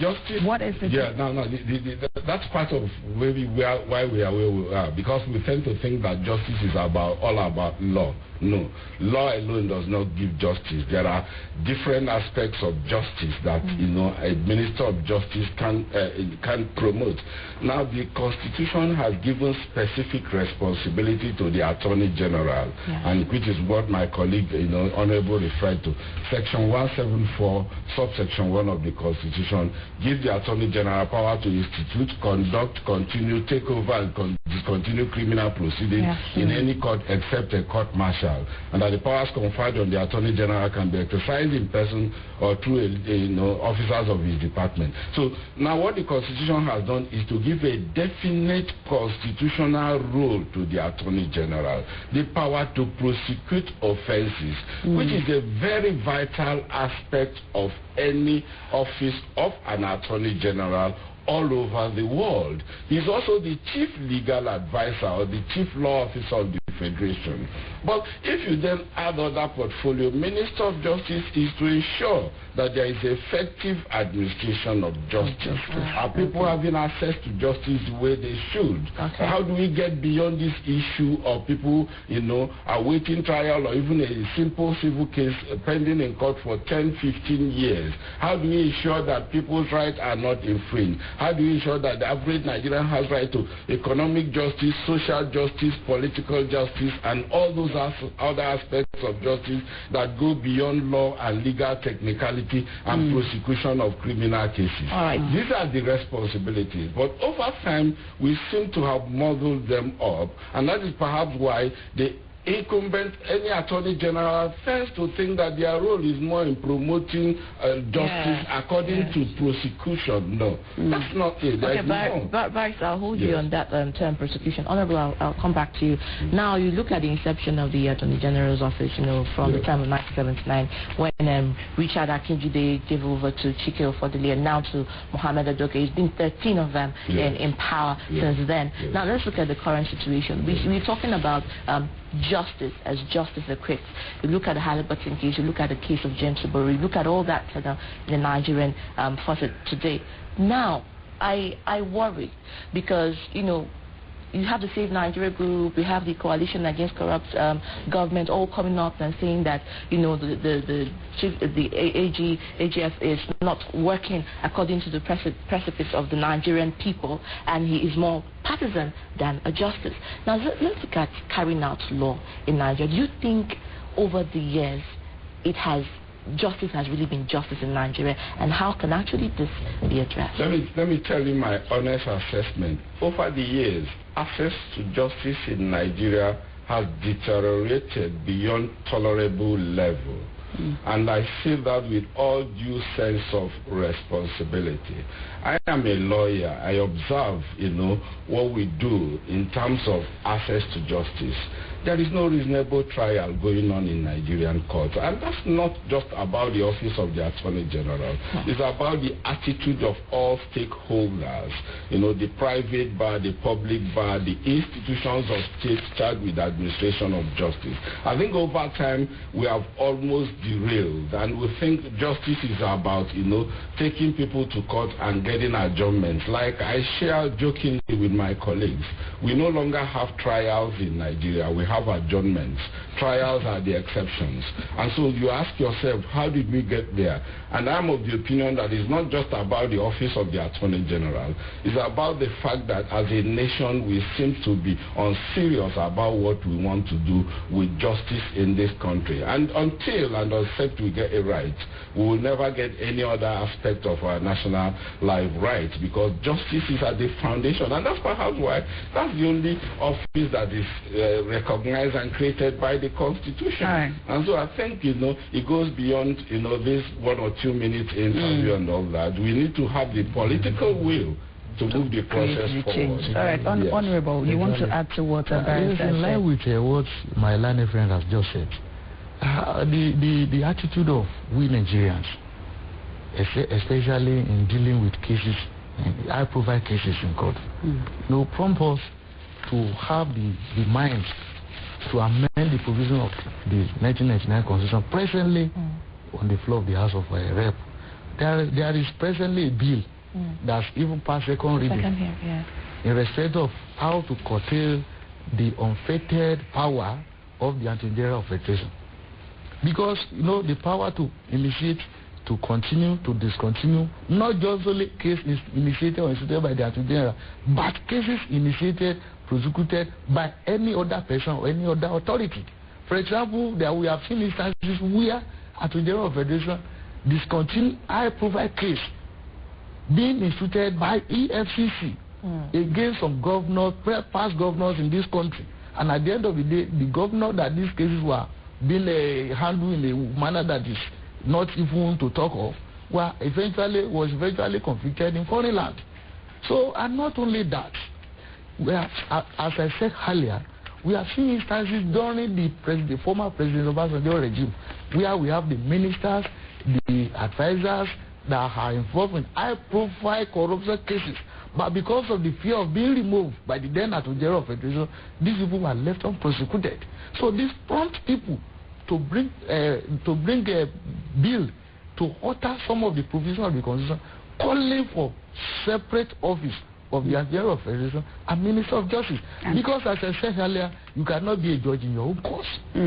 All right. You can't be a judge in your own cause. Honorable. For example, if I'm a minister, either Minister of Justice, Minister of Petrol, or Minister of Foreign Affairs, or Minister of Internal Affairs, and I'm involved in a case, we are in, and my colleagues, co-minister, were being called upon to come and prosecute me.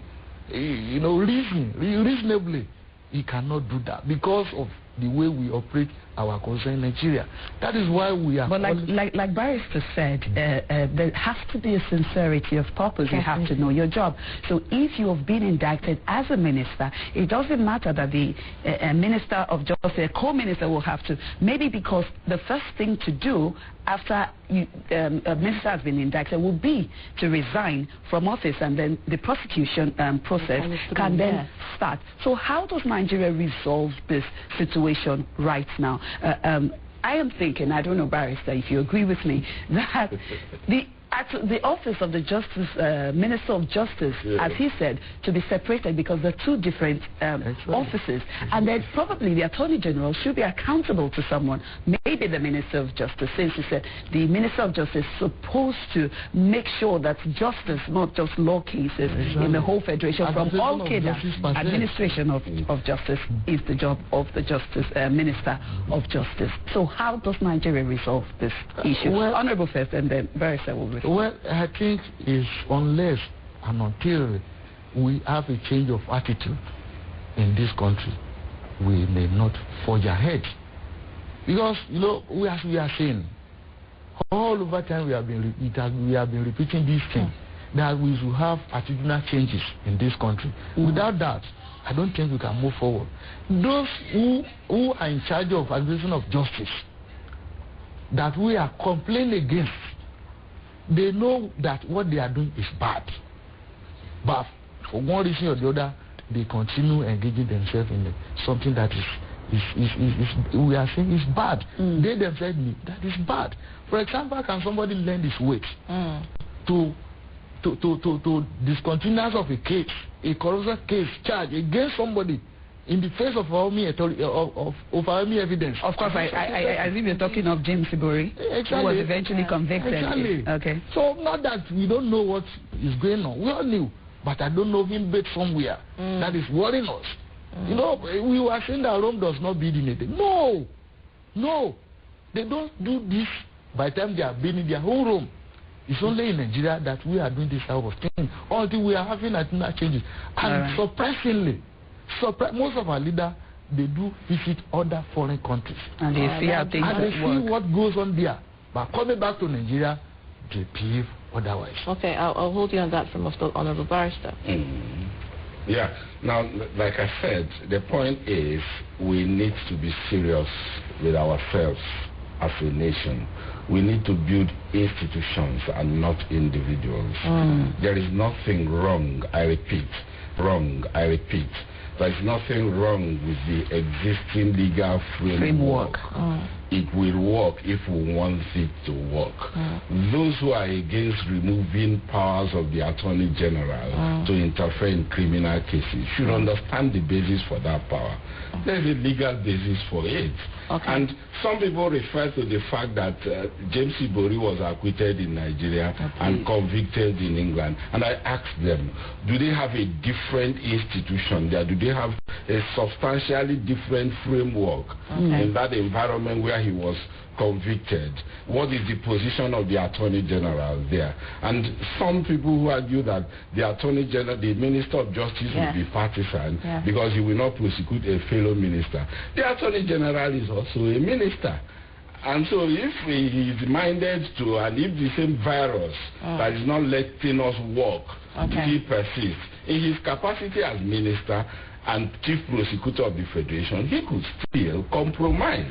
All right. It's not a question of separating, it's not a question of tinkering with the Constitution. Indeed. We have not done what we should do to get the Constitution work even. But Barrister, just to hold, because they're winding us up now, I wanted to just actually read out something, because he talked about Section 150, subsection 1, and 159 in the subsection 2 states that in view of the abuse of the prosecutorial terror power of the regional and federal attorney generals, drafting committee had recommended that the Attorney General's power to institute, take over, or discontinue criminal prosecutions instituted by other people should only be exercised with the permission and shall have regard to the public interest, the interest of justice, and the need to prevent abuse of legal process. It doesn't add anything new. Subsection 3 of existing Section 174 and 211 provides that in exercise of his power, the Attorney General shall have regard to public interest, the interest of justice, and the need to prevent abuse of legal process. And I tell you what, if you make a provision that the Attorney General should seek the consent of the prosecuting authority, is irrelevant. It will not work. The Attorney General represents the state, and those people don't understand the dynamics of criminal prosecution. Indeed. The state is the direct party. It is the state that determines whether it should prosecute or not, and the Attorney General is the alter ego of the state in terms of public prosecutions. So that's a product of, to my understanding, and with all due respect, a limited understanding of the dynamics of criminal prosecution. It doesn't work that way. So that's just, waste of pen and paper and ink, because it's not anything beyond what we have already. Those checks and balances are there. Anyone should go and look at it. It's just that we don't have the structure. We don't have the will. We don't have the capacity. Sincerity too. Thank you, Barrister. We have to wrap up now, but one word in resolving this issue. Should we stick to what is on ground and just have more people with better integrity as an AG, as Attorney General, and as Minister of Justice? Well, one word. Well, in view of the President's attitude of we Nigerians to the provision of our Constitution, I still have the belief that some amendment has to be done to the provision of this Constitution. All right, Honorable. That's all. Some amendment may be necessary, but it's not, the sort of amendment that we propose in terms of the Office of the Attorney General and Minister of Justice. Okay. Thank you very much, Barrister. Thank you, Honorable, for coming to Kaakaki this morning. Quite insightful. But I wanted to ask you one word. Do you think that they should reside under one appointee? But however, you said that it's based on the will and the structure. Yes. And the President determines that. All right. Yes. Thank you very much. All right, that's all we can take this morning on the interview on Kaakaki. We've been talking about, of course, the Attorney General and the Minister of Justice.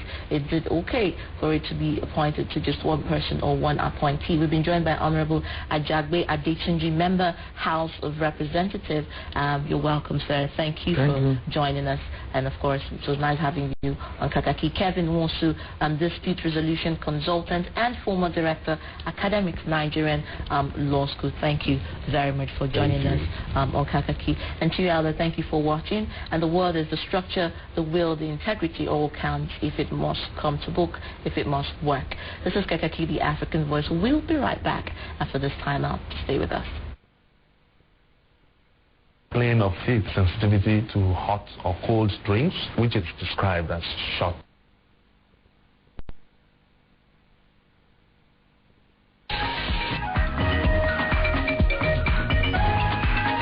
We want a good Nigeria.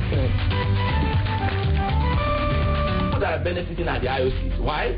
Because they have a tax regime, a royalty regime that was framed over 42 years ago.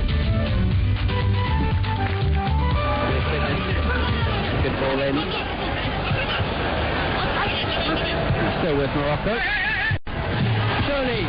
Explore Africa. Encounter Africa. Engage Africa. Enjoy Africa's compelling, exciting, and breathtaking experience with Kaakaki the African voice. Now listen. The law is now beyond argument that the effect of the nullification of a thing, not necessarily an election, the effect of nullification of a thing is to completely wipe out, obliterate, remove, undo, erase, or render it ineffective. Why must Nigerians pay the crime that has been perpetrated by this cabal?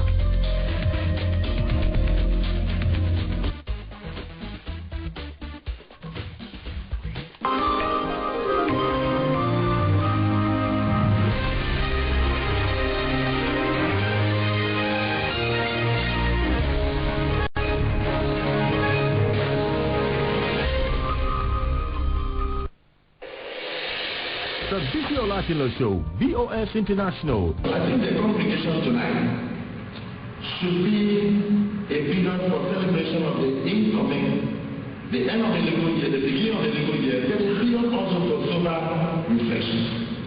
We have signed into law several legislations whose implementation will help us provide the service delivery that you expect of us and raise the standard of life. The Bisi Olatilo Show, BOS International. I'll give you all the finest things in life. You are the angel of my life, the love of my life.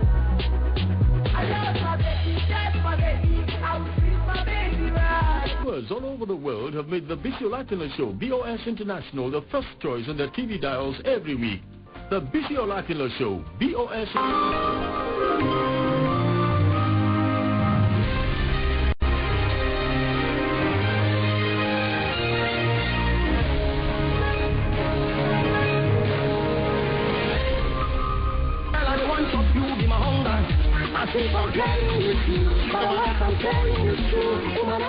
Time out with TA. It's also a party. Look, see, I know they got no longer, so I don't want friendship way longer. With me today, tomorrow I'll be stronger. Time out with TA. It's the variety comedy show everyone is talking about. Catch your favorite celebrity on Wine with TA. It's refreshing, revealing, and ridiculously hilarious. Stay with me, dear, with me, cause you love me, I will be your... Time out with TA.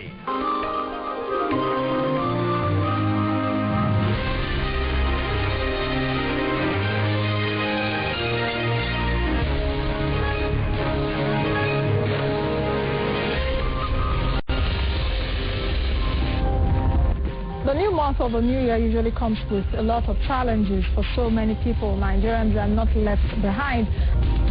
Get the most current updates and business around the globe on The Money Show. If you look at Nigeria and our people, a lot of people actually plan for the year from January up to December.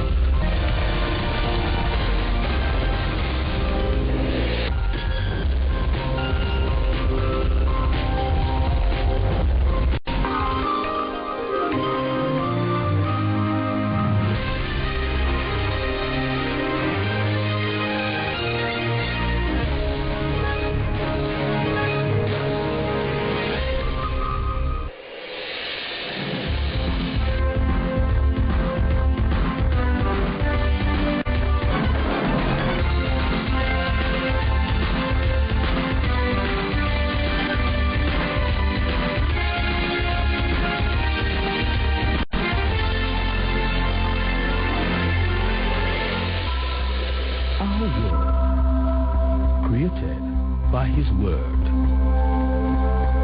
He said, "Let there be light," and the word was illuminated. He spoke through his prophets. Believe the word of God, and ye shall be established. Believe his prophets, and you shall prosper. We still have the prophets. Here comes another moment of prophetic declarations, the word from the divine throne. Destiny encounter. Be blessed as you walk. It's a beautiful day, a day of glory, in another moment to encounter the Almighty. Welcome to Destiny Encounter. I am Pastor Peter. We have more in part 1 of Turning Point's exclusive report, Behind the Mask. So many girls commit suicide in this trade because of their loneliness, their emptiness. But come rain or shine, you'll find prostitutes on sidewalks. Hello and welcome to Turning Point.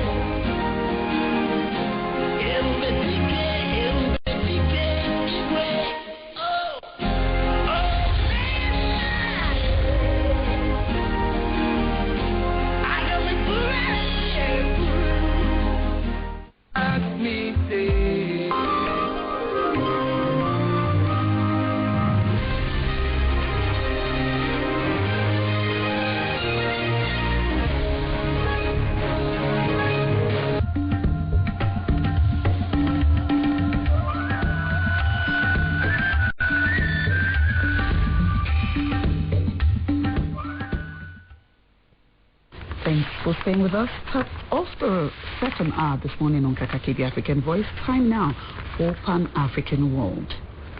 Tens of thousands of Moroccans to the streets of Casablanca on Sunday in the largest opposition protest since an Islamist-led government took office in January. The protest was organized by trade unions which accused Prime Minister Abdelila Ben-Kirain of failing to deliver on the pledges of social justice that brought his party to power in the wake of the Arab Spring. Hundreds of youths formed the February 20 movement known as M20, also turned out in Casablanca, Morocco's largest city. Tuareg rebels and the Islamist rebel group Ansar Din have announced they are joining forces and creating a body to rule northern Mali as an independent Islamic state. The Ansar Din movement and the National Movement for the Liberation of Azawad in an agreement proclaimed the dissolution in Azawad, northern Mali. The accord between the secular Tuareg and the Islamists comes after weeks of sometimes fought discussions between two movements which have long been separated in their objectives and ideologies. The Muslim Brotherhood and a military man close to ousted leader Hosni Mubarak courted defeated first-round candidates in Egypt's presidential election, each trying to claim the mantle of the uprising before a runoff next month. State television said the Brotherhood's Mohamed Morsi led last week's vote with 26.4% against 23% for ex-Air Force Chief Ahmad Shafiq. Only the top two go to the deciding vote on June 16 and 17. Official first-round results are expected on Tuesday.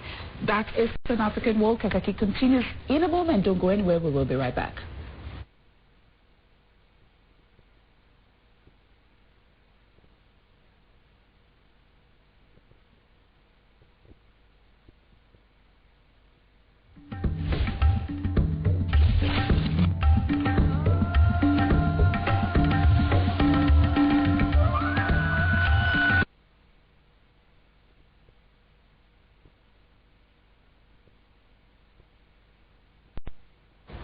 Welcome back. This is, of course, Kaakaki B African Voice. Now we have a special package this morning. Ibrahim Dankwambo was sworn in as governor of Nigeria's northeastern Gombe state. He acknowledges that the 365 days has been challenging, but he says he's satisfied that the 10th being equal to the task of surmounting such challenges and ensuring that Gombe State remains, as it is fondly called, the jewel of the savannah. He bared his mind in this interview with AIT's Oloyede Oworo. Let's hear him out. It's a pleasure to talk to you. Many thanks for your time. Thank you. Okay, looking at your background, having risen to the level of Accountant General, one would have thought that politics would be as far away from you as possible. The basic question is, what motivated you to join the 2011 governorship race? Well, sometimes in 1999, I was working with the central bank. And the idea then was that there was a new state created, and they needed somebody to put together the finances of the state. And on invitation of the governor, then I came to Gombe State as Accountant General. I worked in Gombe State for a period of about 6 years before I was appointed the Accountant General of the Federation. When I became Accountant General of the Federation, I also worked for about 6 years. And by the time of my engagement, I would have worked for a maximum of 8 years anyway before I left. And I had 1.5 years to go. But then I saw an opportunity that when what we started in 1999 in terms of serving our people, in terms of the structures that were put in place, in terms of developmental planning that were in Gombe, will not be carried on as we wanted them from 1999 if somebody that was involved in the initial planning was not there. We planned Gombe regional water supply. Initially, we planned it's a system that will survive or sustain Gombe for the next 50 years. We started working on Gombe master plan in 2001, and by 2003 the plan was almost completed, but before it was implemented by the former governor, the governor left office. There were also other developmental structures that were planned. Thank God the governor before me carried on the planning, and he continued and sustained the tempo of development until when he left office in 2011. So I thought we needed somebody that was involved in some of this planning. Your administration started off on a rather unique note. Your cabinet wasn't set up until December 2011. That's almost 7 months into your administration. What informed this decision? Well, what we come by my training and discipline, I believed we stand properly when we plan. When we were campaigning, the perspective of government was different from when we took over office. When I was campaigning, I had a manifesto, things I wanted to do from an outsider point of view. When I came in, the perspectives became a little bit broader. And considering the resource allocation to Gombe State, I thought we should sit down and do proper planning. So what we did was to sit down and plan, set out agenda for what we want to do in the next 4 years, and also set out a continuous or a modified agenda for a medium, for a short term, for a medium term, and a long term developmental plan for Gombe. And I also felt it is also good for me to bring people with a mandate, not to only bring people who are new like me to be beaten around the bush.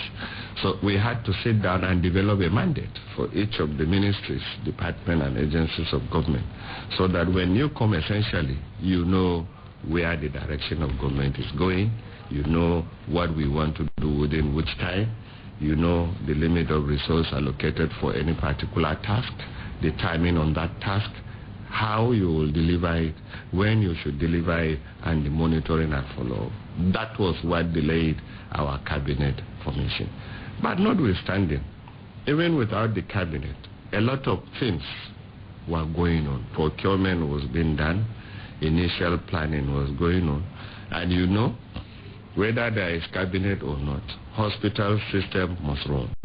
Whether there is cabinet or not, school must go.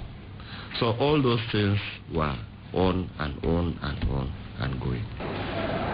Even more unique is the setting up of committees to come up with blueprints for the various sectors in the state. Why did you do this? Well, like I said, when we came, we thought we have to have a strategy through a plan that we will do within the time that we have, that is 4 years.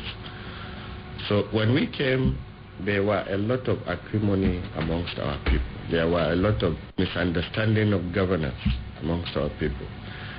And most important thing too is when we plan, we want to carry people along so that we will really touch what people actually want us to do. We have done a lot of work during the campaign, because during the campaigns, whichever point we go, we try as much as possible to capture the needs and the requirement of the people that we visit. And the volume of requests I got, I thought we should get a committee to sit down with the understanding of everybody, irrespective of his party, irrespective of his background, irrespective of his religion, irrespective of his tribe, to once again come as Gombe people to design our destiny. Not only for me, but start planning for continuity. So that anytime we want anybody to continue on the good work that we have put in place, has a basis to continue. Not to say that Gombe State priority is education, so we want continuity in education. No, what we want is a general understanding of what quality and good education means that is acceptable to the people of Gombe, so that whoever comes to carry on or to continue on the good one on education, he exactly knows what Gombe people see as good work in education. The number of people in the class, the teacher-student ratio, the number of lab in a school, the school size, the location of the school, the distance within which to set up another school, etc., etc., etc., which will form a part of general developmental agenda in uplifting the good lives of the good people of Gombe State. That was why we set up the committee. The committee is also expected from time to time to come around and review the implementation or otherwise of some of these recommendations as strategized in the work plan that we set aside. Like I said, the work plan, there are quick wins in it, there are short-term, there are medium-term, and there are long-term strategies in all the sectors that we have taken. Now, you've been on both sides of the revenue allocation divide. As Accountant General of the Federation, you are the allocator, and now as State Governor, you are the Chief Allocatee. Now, has being on both sides of the divide, how has that shaped your view of government and how you go about your business? Well, I was not an allocator, I was the accounting officer. The allocator was really the revenue allocation, revenue mobilization allocation fiscal commission. They allocate the resources into the three tiers of government, the federal, the state, and the local governments vertically, and allocates to the various states on horizontal basis and the local government on that basis too, using indices that they review also from time to time. While I was there, I was paying. It doesn't cost me anything, but here I am today, faced with enormous responsibilities to undertake with the resources that is allocated to me. And I want to tell you that Gombe is almost the last on the table, second to the last from the resources that we get. I get less than 15% of what some states get in the Federation. But we are still managing.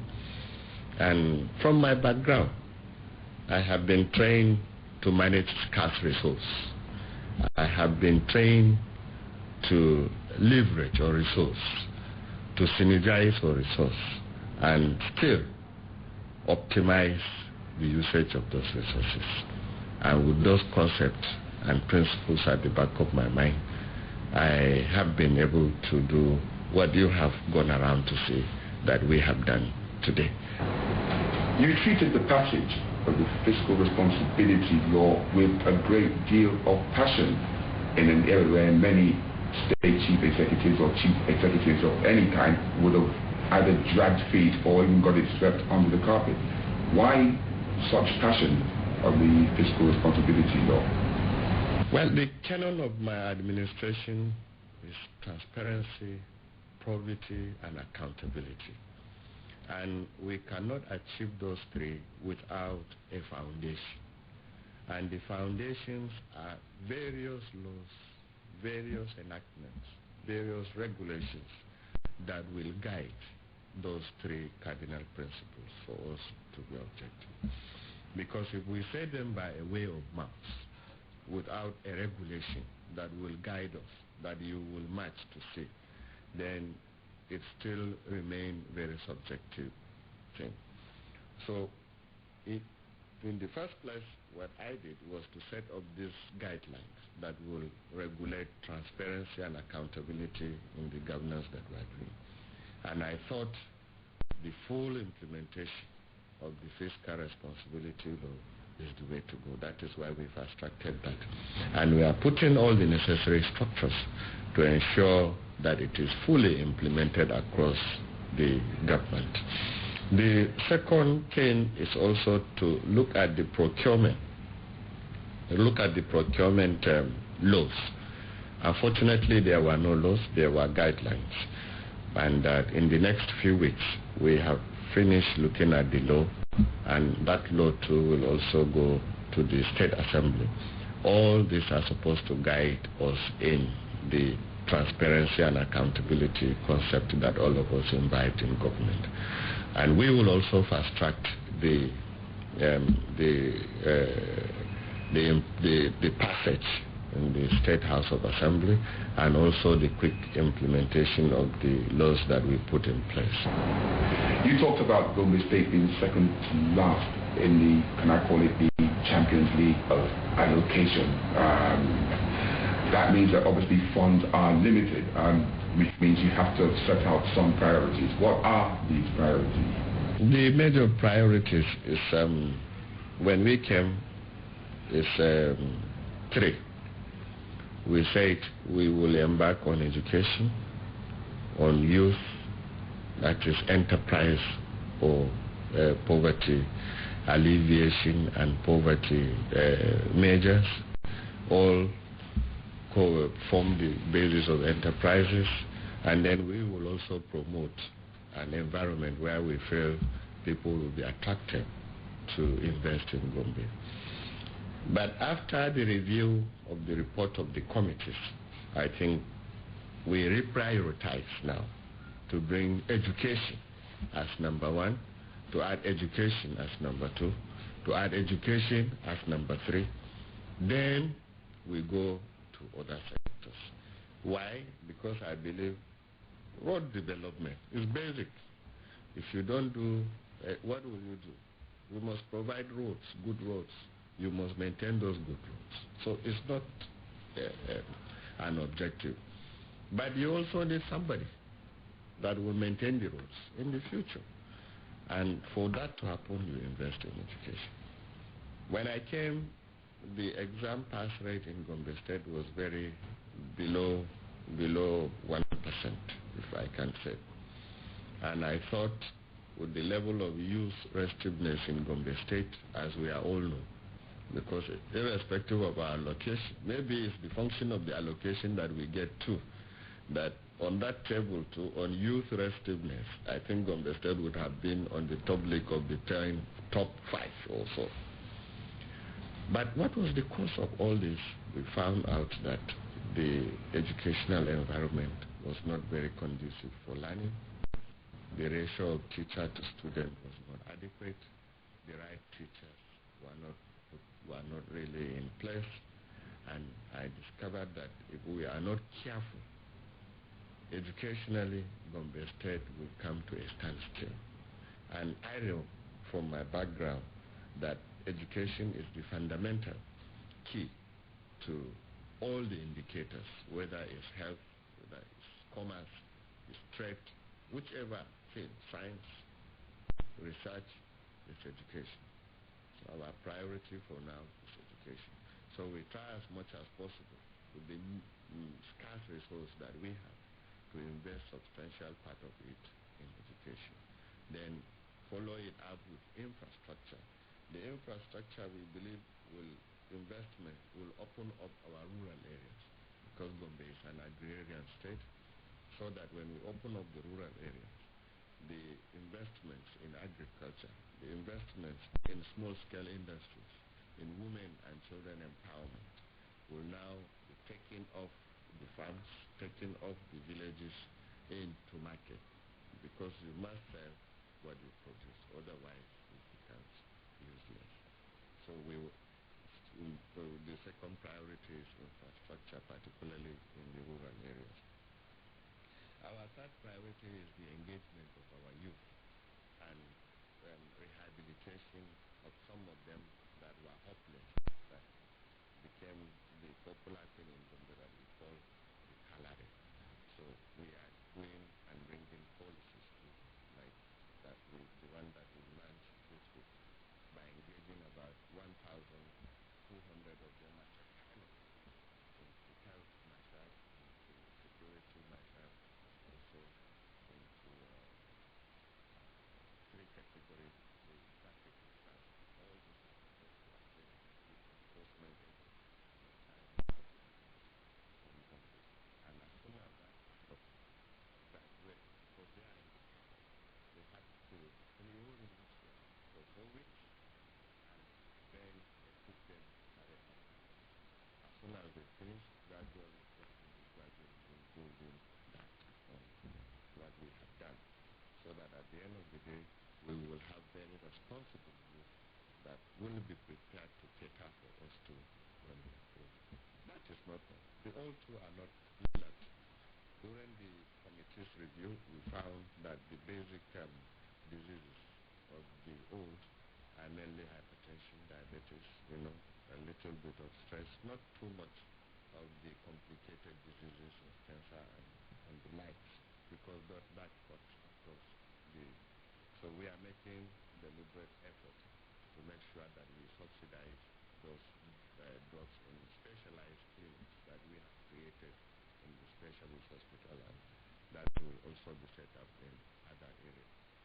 We are also trying to do the conditional cash transfer to the less or the physically challenged and the extremely very poor families, which is under the MDG. We have the census of those numbers, and we are encouraging them, like we have done to the Kalare. Surrender your arms, we engage you. The physically challenged people too, the policy is for them to stop begging on the street, and we will be giving them some conditional cash money. The condition is that you allow the son or your boy or whoever is leading you as a blind person to go to school, or the person that is doing the street hawking to go to school, while we give you some amount of money that we feel will sustain you for the month. In that way, enrollment will go up, the social vices in the society will reduce, and people too will feel and have a sense of belonging to the society in which they live. Would you say that you are on track on setting out to achieve a lot of the things you told me at the beginning were your motivations for coming into this seat in the first place? I am beginning to see the plan of Gombe people coming into reality. Our people are very decent people, very hospitable people, and very peace-loving people. I am beginning to see our people imbibing that spirit back, coming together as an umbrella to work as a team, which is enough satisfaction for me. For the other satisfactions, I think, is that of Gombe people. So if you go around and ask and find out, are they really satisfied? Do they really feel a sense of belonging? Do they really feel governance now? These are the feedback maybe I will get from you, because in whichever case, in whatever way I behave, I feel I behave in a manner that I like. But whether it is good or bad, I will get that from the feedback that I will hear from you in the next few weeks. So basically what you're saying is that the people's satisfaction is your satisfaction? It's my satisfaction, exactly. Obviously you must have faced some challenges in the last 365 days or so. You want to tell us some of them? Well, there are no responsibilities without challenges, because if there are no challenges, then there is no need for the responsibility. Some few of them, basically to start up from our background, as I used to be a technical person, basically, where I don't talk to you, because when I talk to you, I cause a lot of problem in my position as Accountant General, to a new position where I have to talk every day. Because if I don't talk every day, then I cause suspicion and misinformation in the system. So the immediate switch, of responsibility was a little bit challenging for quite some time. I also came into government where I never knew the extent of the challenges that are on the ground. And I was made to believe that a lot of things were very much on course until when we came and assumed office and found out that we need to do much more than what we expected within the limited resources that we have. And that, like I said, the limit of resource available to any leader is the challenge, and that what makes him becomes the leader to manage. And a few things which are basically day-to-day challenges of finances, human management, and understanding for people to get to understand your scope, to get to understand you, and to get to trust you too. I think these are basically, otherwise everything is okay. I consider those challenges as opportunities, because without those challenges I wouldn't have been talking to you like we are talking now. The issue of security is a big deal across Nigeria, and probably an even bigger deal in the northeast. And Gombe State are in shared borders with all its northeastern Nigerian neighbors. How big an issue is security as a concern for Gombe State, and how has your administration been able to handle it? Well, the security impact in Gombe is not that very bad. We try as much as possible to support the security agencies to bring about